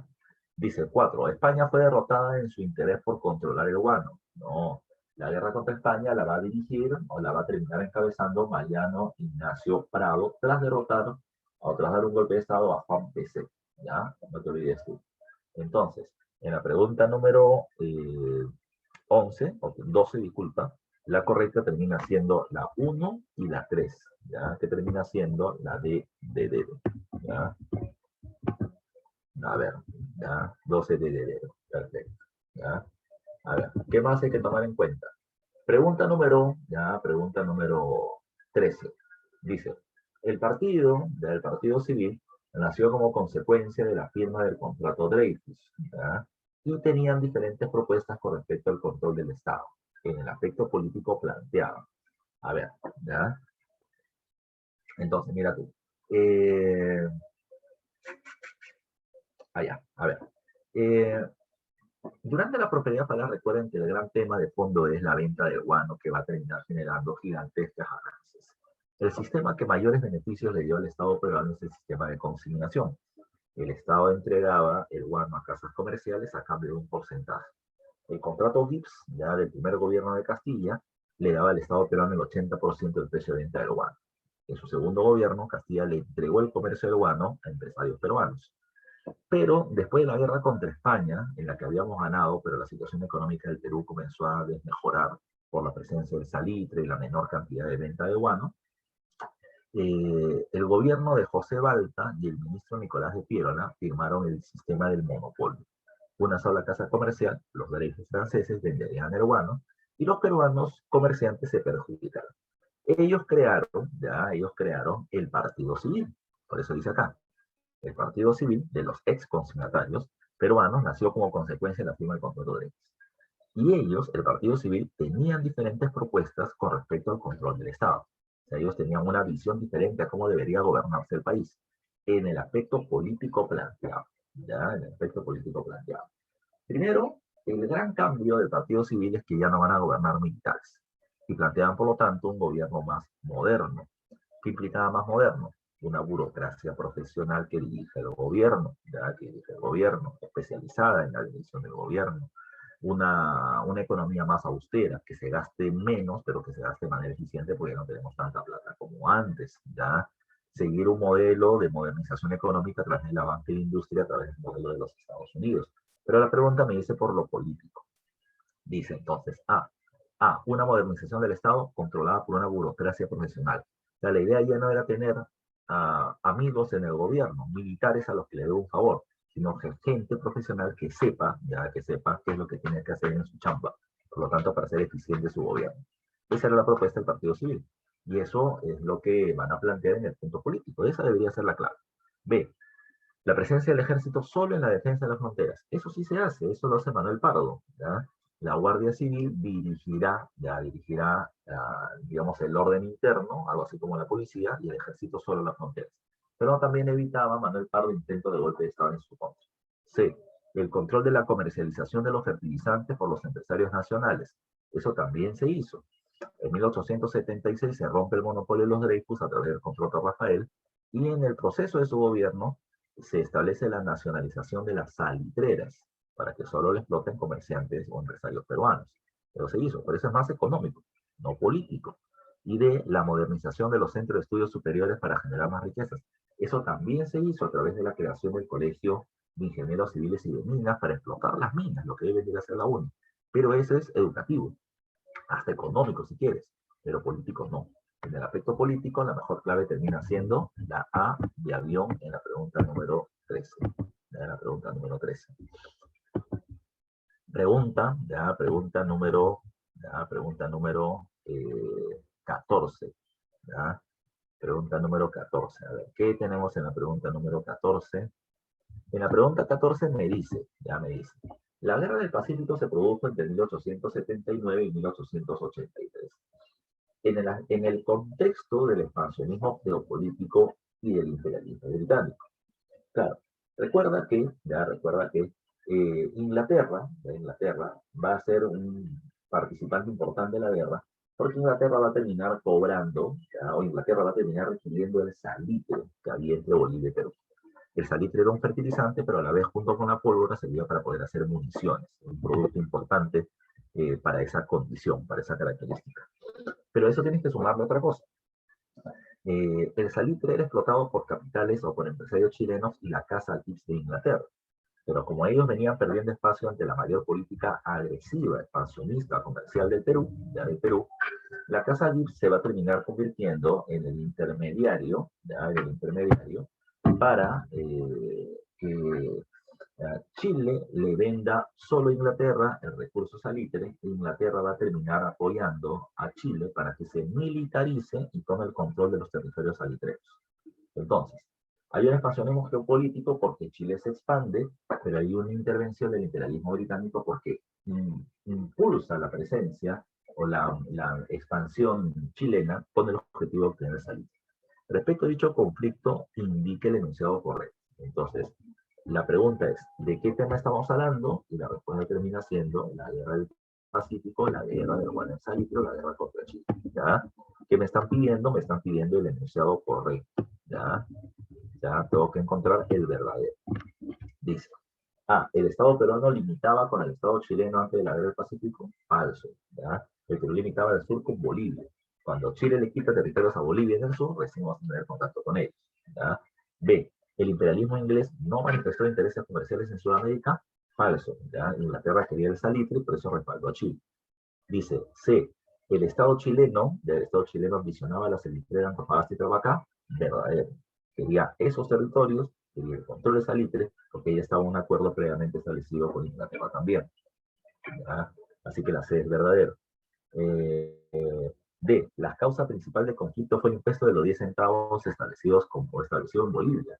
No, Bolivia tenía un acuerdo de estabilidad tributaria con Chile para cobrarle 22 centavos de pesos por cada 50 kilos que se extrae de su territorio. ¿Ya? Ahora, recuerda que lo que va a terminar haciéndose es que Bolivia cobra unilateralmente 10 centavos más, y eso a Chile no le gustó, ¿ya? Y los empresarios chilenos, cuando se negaron a pagar, se les impuso que tenían que pagar, y por eso es que van a tener que esperar, o va a tener que suceder este proceso. Los chilenos dijeron, no te va a pagar nada porque no está dentro del acuerdo que hemos firmado. Y Bolivia le dijo, me pagas o no te doy esa título, ¿ya? Entonces, bajo el argumento chileno de que como me subió el impuesto de manera unilateral sin consultarme, le declaro la guerra. Ese fue el pretexto más que la causa principal. Así que en esa pregunta número 14, lo correcto termina siendo la alternativa C de casa. ¿Ya?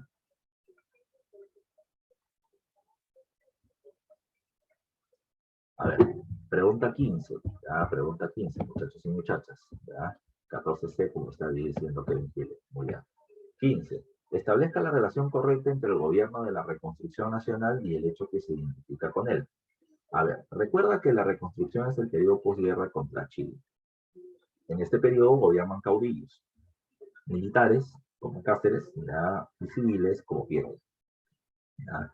Pero en este periodo lo que se va a buscar es precisamente mejorar la situación del Perú posguerra contra Chile. ¿Ya? Posguerra contra Chile. Entonces, a ver, vamos. Si tenemos gobernantes, si tenemos características, vamos a las características. Los analfabetos dejan de tener derecho al voto. Ley electoral de 1895-96, gobierno de Nicolás de Piérola. ¿Ya? Solo podrán votar aquellos que sepan leer y escribir. ¿Ya? Así que la A va con la 2, que es Nicolás de Piérola. ¿Ya? La A va con la 2, que es Nicolás de Piérola. Ya no te olvides tú. ¿Qué más hace o se produce durante el gobierno de Nicolás de Piérola?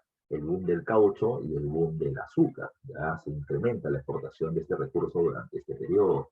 También recuerden, se establece el Ministerio de Fomento con el que se hacen obras públicas como pistas y carreteras hacia los centros mineros. Ya, hacia los centros mineros, no te olvides tú. ¿Ya? ¿Qué más? ¿Ya? ¿Qué más hay que tomar en cuenta? Dice, B, rebelión a tus padres. Cuando Miguel Iglesias, ya que asume la presidencia al final de la guerra contra Chile, está en el gobierno, él encuentra una economía ruinosa y lo que establece es la contribución personal.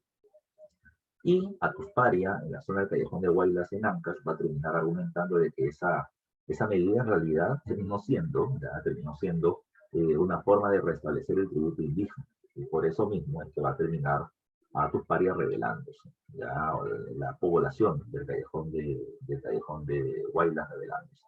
Entonces la rebelión de Atusparia va a estar contra las medidas del gobierno del presidente Miguel Iglesias. Entonces, Miguel Iglesias va con la B, ya va con la B. Dice C, firma del contrato Grace, ya firma el contrato Grace. El contrato Grace es la principal medida del primer gobierno de Cáceres. ¿Ya? Cáceres le terminó entregando una serie de recursos a los ingleses poseedores de bonos de deuda externa peruana, ¿ya? Para que den por saldada la deuda que les tenemos, ¿ya? Para que eliminen la deuda externa que tiene el Perú y para poder atraer inversión y préstamo extranjero, ¿ya? Se generó una gran dependencia económica en Inglaterra, pero se salda la deuda externa que se venía teniendo para reconstruir la economía. Así que en la 1, ¿ya? O la C va con la 1, primer gobierno de Andrés Avelino Cáceres. Y sin duda, la que sobra es con Morales Bermúdez. Durante el gobierno de Morales Bermúdez, en 1893, se cumplían los 10 años del Tratado de Ancón y se tenía que establecer el plebiscito por Tacna y Arica, cosa que Chile se negó a hacer, ya se negó a hacer, y por lo tanto no se solucionó este periodo, ya no se solucionó este tema de Tacna y Arica durante este periodo. Entonces, ¿cuál es la clave? Relación 1C, 2A, 3B. 1C, 2A, 3D, 4B, la clave termina siendo la B de vecino. ¿Ya? No te olvides. 15, 16. Ya, 16. Entonces en la 15 la B, supongo que todos respondieron así. Muy bien Camila, muy bien Kevin, ya, muy bien Ángelo, muy bien Kevin Condor también. Pregunta 16. Dice, a ver, señala a continuación hechos ocurridos durante el gobierno de José Pardo Barrera. Y estamos en la República Aristocrática. En la República Aristocrática, recuerden que gobierna la oligarquía nacional, ya, gobierna la oligarquía nacional en cabeza.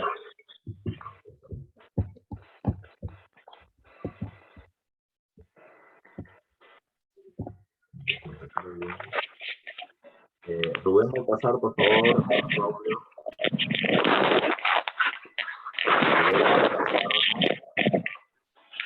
A tu micro. Si todo durmiendo, todos roncando. Rubén Baltasar, ya se lo anularon. A ver. Rubén Baltasar, disculpa, Rubén Baltasar. Dice José Pardo Ibarre. ¿Ya? Repite, estamos en la República Aristocrática. Quien gobierna el Perú en la República Aristocrática no es Rubén Baltasar, evidentemente. ¿Ya? Termina siendo la oligarquía, y la oligarquía está encabezada por parte de los grandes hacendados, sobre todo los azucareros de la costa norte. ¿Ya? Recuerda que durante este periodo el Perú va a ser un país exportador de diferentes materias primas, encabezada por el azúcar, el caucho, el algodón, los minerales y el petróleo. ¿Ya?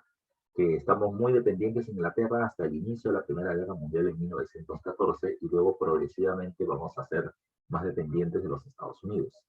Otra característica ya es la exclusión de la clase media, obreros y campesinos ya del gobierno, de la decisión del gobierno. El gobierno era oligárquico. Los demás no tienen partidos políticos que los representen y los campesinos indígenas en su mayoría, la mayoría eran analfabetos. ¿Ya? Así que era un gobierno muy elitista, ¿ya? Y con una fuerte explotación social. Los obreros de las industrias se van organizando para poder conseguir sus 8 horas de trabajo y lo conseguirán en el segundo gobierno de José Pardo. Y segundo, recuerda también a la explotación sobre los trabajadores campesinos, en la sierra como Yanaconas, y en las haciendas y en las minas como enganchados, entre otras cosas. Dice, a continuación los hechos ocurrieron durante los gobiernos de Pardo. Pardo gobierna 2 veces, del 4 al 8 y del 15 al 19. Dice, ya dice entonces, ¿cerró las fronteras con nuestros países vecinos mediante acuerdos limítrofes? No. Quien va a terminar estableciendo acuerdos limítrofes es Leguía en su primer gobierno con Brasil y con Bolivia, y en su segundo gobierno del oncenio con Chile y con Colombia. ¿Ya? Entonces no es José Pardo Ibarra. José Pardo inició las negociaciones con Ecuador, Brasil y Bolivia, y estuvieron mal llevadas las 2 últimas, por las cuales Leguía tuvo que ceder territorios, pero él no las cerró. B. Las mujeres acceden por primera vez a estudiar en las universidades. Falso. Las mujeres ya habían comenzado a estudiar en las universidades en el siglo XIX, pero lo que hace Pardo es el reglamento, es la reglamentación para que las mujeres tengan acceso a la universidad, puedan comenzar su carrera, terminar su carrera y terminar teniendo un título profesional. C. Sus 2 gobiernos se demostraron con claridad el sentido progresista que, dentro del esquema conservador, se imprimió durante la República Aristocrática. Profe, ¿qué cosa es eso en castellano? En castellano significa ya, de que la República Aristocrática en general era conservadora en la medida que el gobierno es un gobierno de la élite más poderosa del país. Pero a pesar de lo conservador del periodo y del propio Pardo, en su gobierno se tomaron medidas progresistas. Por ejemplo, educación primaria gratuita en su primer gobierno y la ley de 8 horas en general para los trabajadores en su segundo periodo presidencial. La del segundo periodo es por una presión popular muy fuerte, ¿no? Las protestas se multiplicaron y por eso se tuvieron que tomar medidas. Es parte precisamente de este proceso que se hizo. La C es correcta. D. Promovió la participación de la clase media y obrera en la vida política, legalizando sus partidos políticos. No. Los partidos políticos de la clase media va a ser el APRA, ya va a ser el APRA. Y el de los obreros va a ser el Partido Socialista. Y esto recién se establece en la época del oncenio de Leguía, no en la época de José Pardo. Entonces, en la pregunta 16, la clave termina siendo la C de casa. Ya, la C de casa. No te olvides. Vamos. Ya nos quedan 4 preguntas y nos quedan 11 minutos. Pregunta 17. Respecto al oncenio de Leguía, indique qué enunciados son verdaderos o falsos según corresponda. Y abajo tenemos verdadero o falso. Ya, ahí ya no podemos jugar. Podemos jugar si aparece algún elemento que nos lo permita. Comencemos a decir que es verdadero o no. El oncenio de Leguía fue un régimen autocrático que vinculó al Estado peruano con el capitalismo estadounidense y generó una fuerte dependencia económica. Y la verdad es que sí, por ley es un gobierno autoritario o autocrático. ¿Qué implicaba ser un gobierno autoritario? Número 1, que el Ejecutivo, el presidente, maneja los otros poderes del Estado, legislativo y judicial. Eso es cierto. Recuerda que Leguía llega al gobierno por un golpe de Estado y gobierna sin Congreso durante un año. El nuevo Congreso era legalista y por lo tanto manipula el poder legislativo. Segundo, un gobierno es autoritario cuando establece leyes a su favor. Este nuevo Congreso leguista hace una constitución, ya que además reforma para que Leguía termine religiéndose varias veces. Y un gobierno es autoritario porque elimina a sus opositores. Leguía no te mata, Leguía te vota. Expulsó del Perú a Ayala Torres del APRA, a Víctor Andrés de la UNDE del Partido Civil, y terminó votando a Mariátegui para que vaya a estudiar a Europa, aunque llegó más radical con el Partido Socialista. Entonces sí es un gobierno autoritario, que generó una mayor dependencia con el Estado, con la economía de los Estados Unidos, sin duda, sin duda. Ya iba dependiendo de los Estados Unidos, pero esto se afianza en Perú y en América Latina por todos los préstamos que Estados Unidos va a terminar dando. ¿Ya? La 1 está bien, la 1 es verdadera, y las 4 contienen verdaderas, ni siquiera tuvimos por qué haberla leído, porque todas son verdaderas. ¿Ya? A ver, la 2 me dice, Leguía se reeligió en 2 ocasiones, luego de procesos electorales muy competitivos, lo que le permitió tener incluso mayoría parlamentaria que modificó la Constitución de 1920. ¿Ya? Ahí viene un problema. Los procesos electorales no fueron muy competitivos. Leguía tenía el control del Estado y terminó ganando las elecciones, pero de lejos. Lo que sí es cierto es que la mayoría parlamentaria que tenía modificó la Constitución, pero no es un sistema electoral muy competitivo que digamos. La 2 es falsa, ¿ya? Por esa primera parte. La segunda sí es verdadera. Entonces es verdadero o falso. Entonces es la B. La tercera la que define todo, porque mira, la B y la C dicen verdadero, falso, ¿ya? Verdadero, falso, verdadero, falso. Y la cuarta alternativa termina siendo en los dos casos verdadero. Entonces, la tercera es la diferencia. Acá vamos a saber cuál es la clave. En este periodo surgieron partidos políticos de masas que se enfrentaron al régimen de Leguía, que incluso había perseguido políticamente al partido civil. Sí, Leguía desplaza al partido civil del control del Estado y los reemplaza con la clase media. Eso es correcto, persigue al partido civil. Pero además de eso, nacen partidos de masas, claro, nace el APRA y el Partido Socialista, que son los partidos populares de la época. Eso es verdadero y por lo tanto la mejor clave termina siendo la B de besito. Solo para confirmar, dice B, la construcción vial fue una forma de trabajo establecida por el gobierno, ¿ya? Que perjudicó principalmente a las comunidades campesinas. ¿Ya? Claro, la conscripción vial ya era el sistema que planteaba lo siguiente. Yo, ya, o la población tiene que pagar impuestos. Si no tiene dinero, lo paga con trabajo. ¿Ya? En la construcción y reparación de caminos y vías ferroviarias, en el acuerdo. El problema está en que esto no se terminó cumpliendo por todos y un abuso laboral muy grande. Así que por eso es que eso termina siendo verdadero y Marete la denuncia como la mitad de la época de la República, como el trabajo obligatorio para el Estado. ¿Ya? Entonces la clave es la B de besito, como ustedes también han dicho. A ver, 7 minutos, 3 preguntas. Dice, entre la década de 1930 y 1970 se produjeron una serie de movimientos sociales de gran trascendencia, siendo el de mayor importancia y el que cambios estructurales más fuertes generó. Del 30 al 70. Hubieron varios hechos durante este periodo, varios periodos. Del 30 al 39, que es el militarismo, del 39 al 48, la gente democrática, del 48 al 56, el ochenio. Del 56 al 62 tenemos el gobierno de la convivencia, el segundo gobierno de Prado. Del 62 al 63, el gobierno de las Fuerzas Armadas. Del 63 al 68, el primer gobierno de la UNI, el reformismo democrático. Y del 68 al 80, al gobierno de Velasco. En estos periodos hubieron diferentes hechos, diferentes momentos importantes, pero el de más trascendencia, con movimientos sociales de gran trascendencia, ¿ya? ¿Cuál fue? Dice, A, la organización social o la organización de la unidad de partidos de izquierda para asumir el gobierno. Lamentablemente la izquierda nunca se ha podido unir, ¿ya? La izquierda termina siendo una serie de grupos y partidos fracturados que no lograron una unidad y que los va a terminar debilitando. El momento de su mayor unidad fue en 1983 con Alfonso Barrantes, que logró la alcaldía de Lima.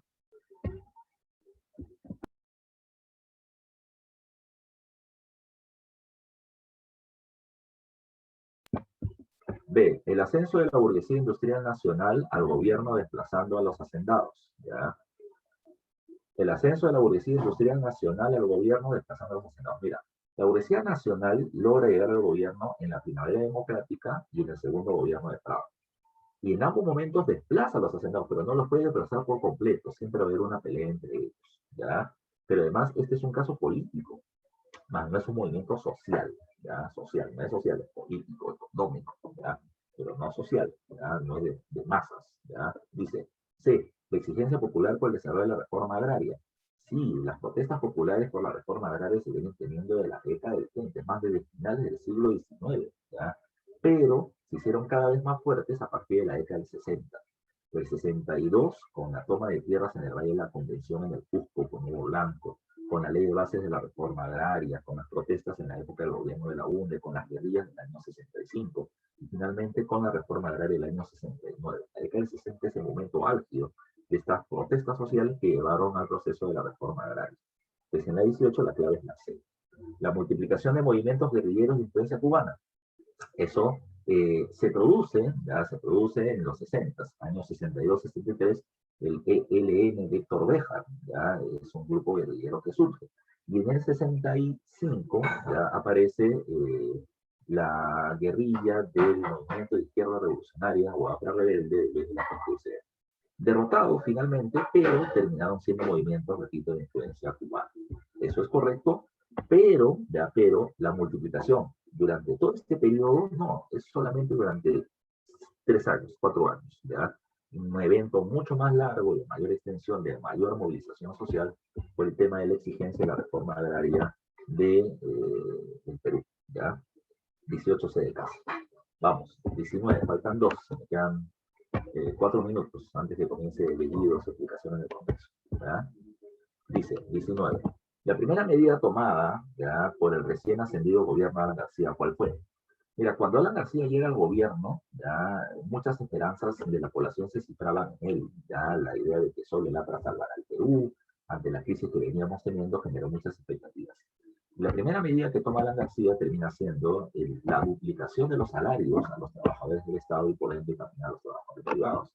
Y el congelamiento de los precios de productos de primera necesidad, lo que terminó generando, ya repito, mucha expectativa en la población porque tenía dinero en el bolsillo y comida barata, ¿ya? Pero eso solamente generó un proceso inflacionario que no se pudo controlar y nos llevó a un proceso de hiperinflación gigantesca, ¿ya?, durante la época del gobierno de Alan García, ¿ya? En la 19, por lo tanto, la primera medida que dice, la estatización de la IPC norteamericana reclamada por el pueblo. Esa es la primera medida importante del gobierno de Velasco, más no de Alan García. B, la duplicación de los salarios de los trabajadores públicos. Eso sí termina siendo correcto. C, la devolución de los medios de prensa a sus antiguos dueños. Esa es la primera medida de Fernando Belaúnde Terry en su segundo gobierno, tras el gobierno militar.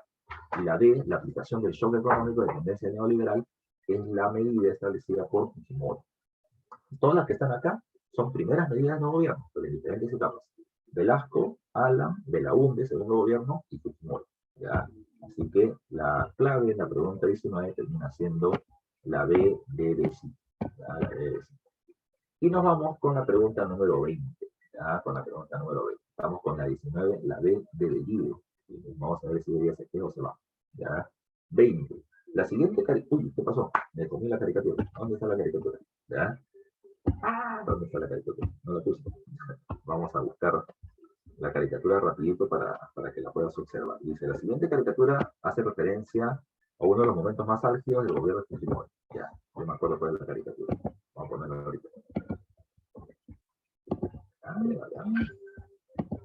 Vamos a resolver de inmediato el problema.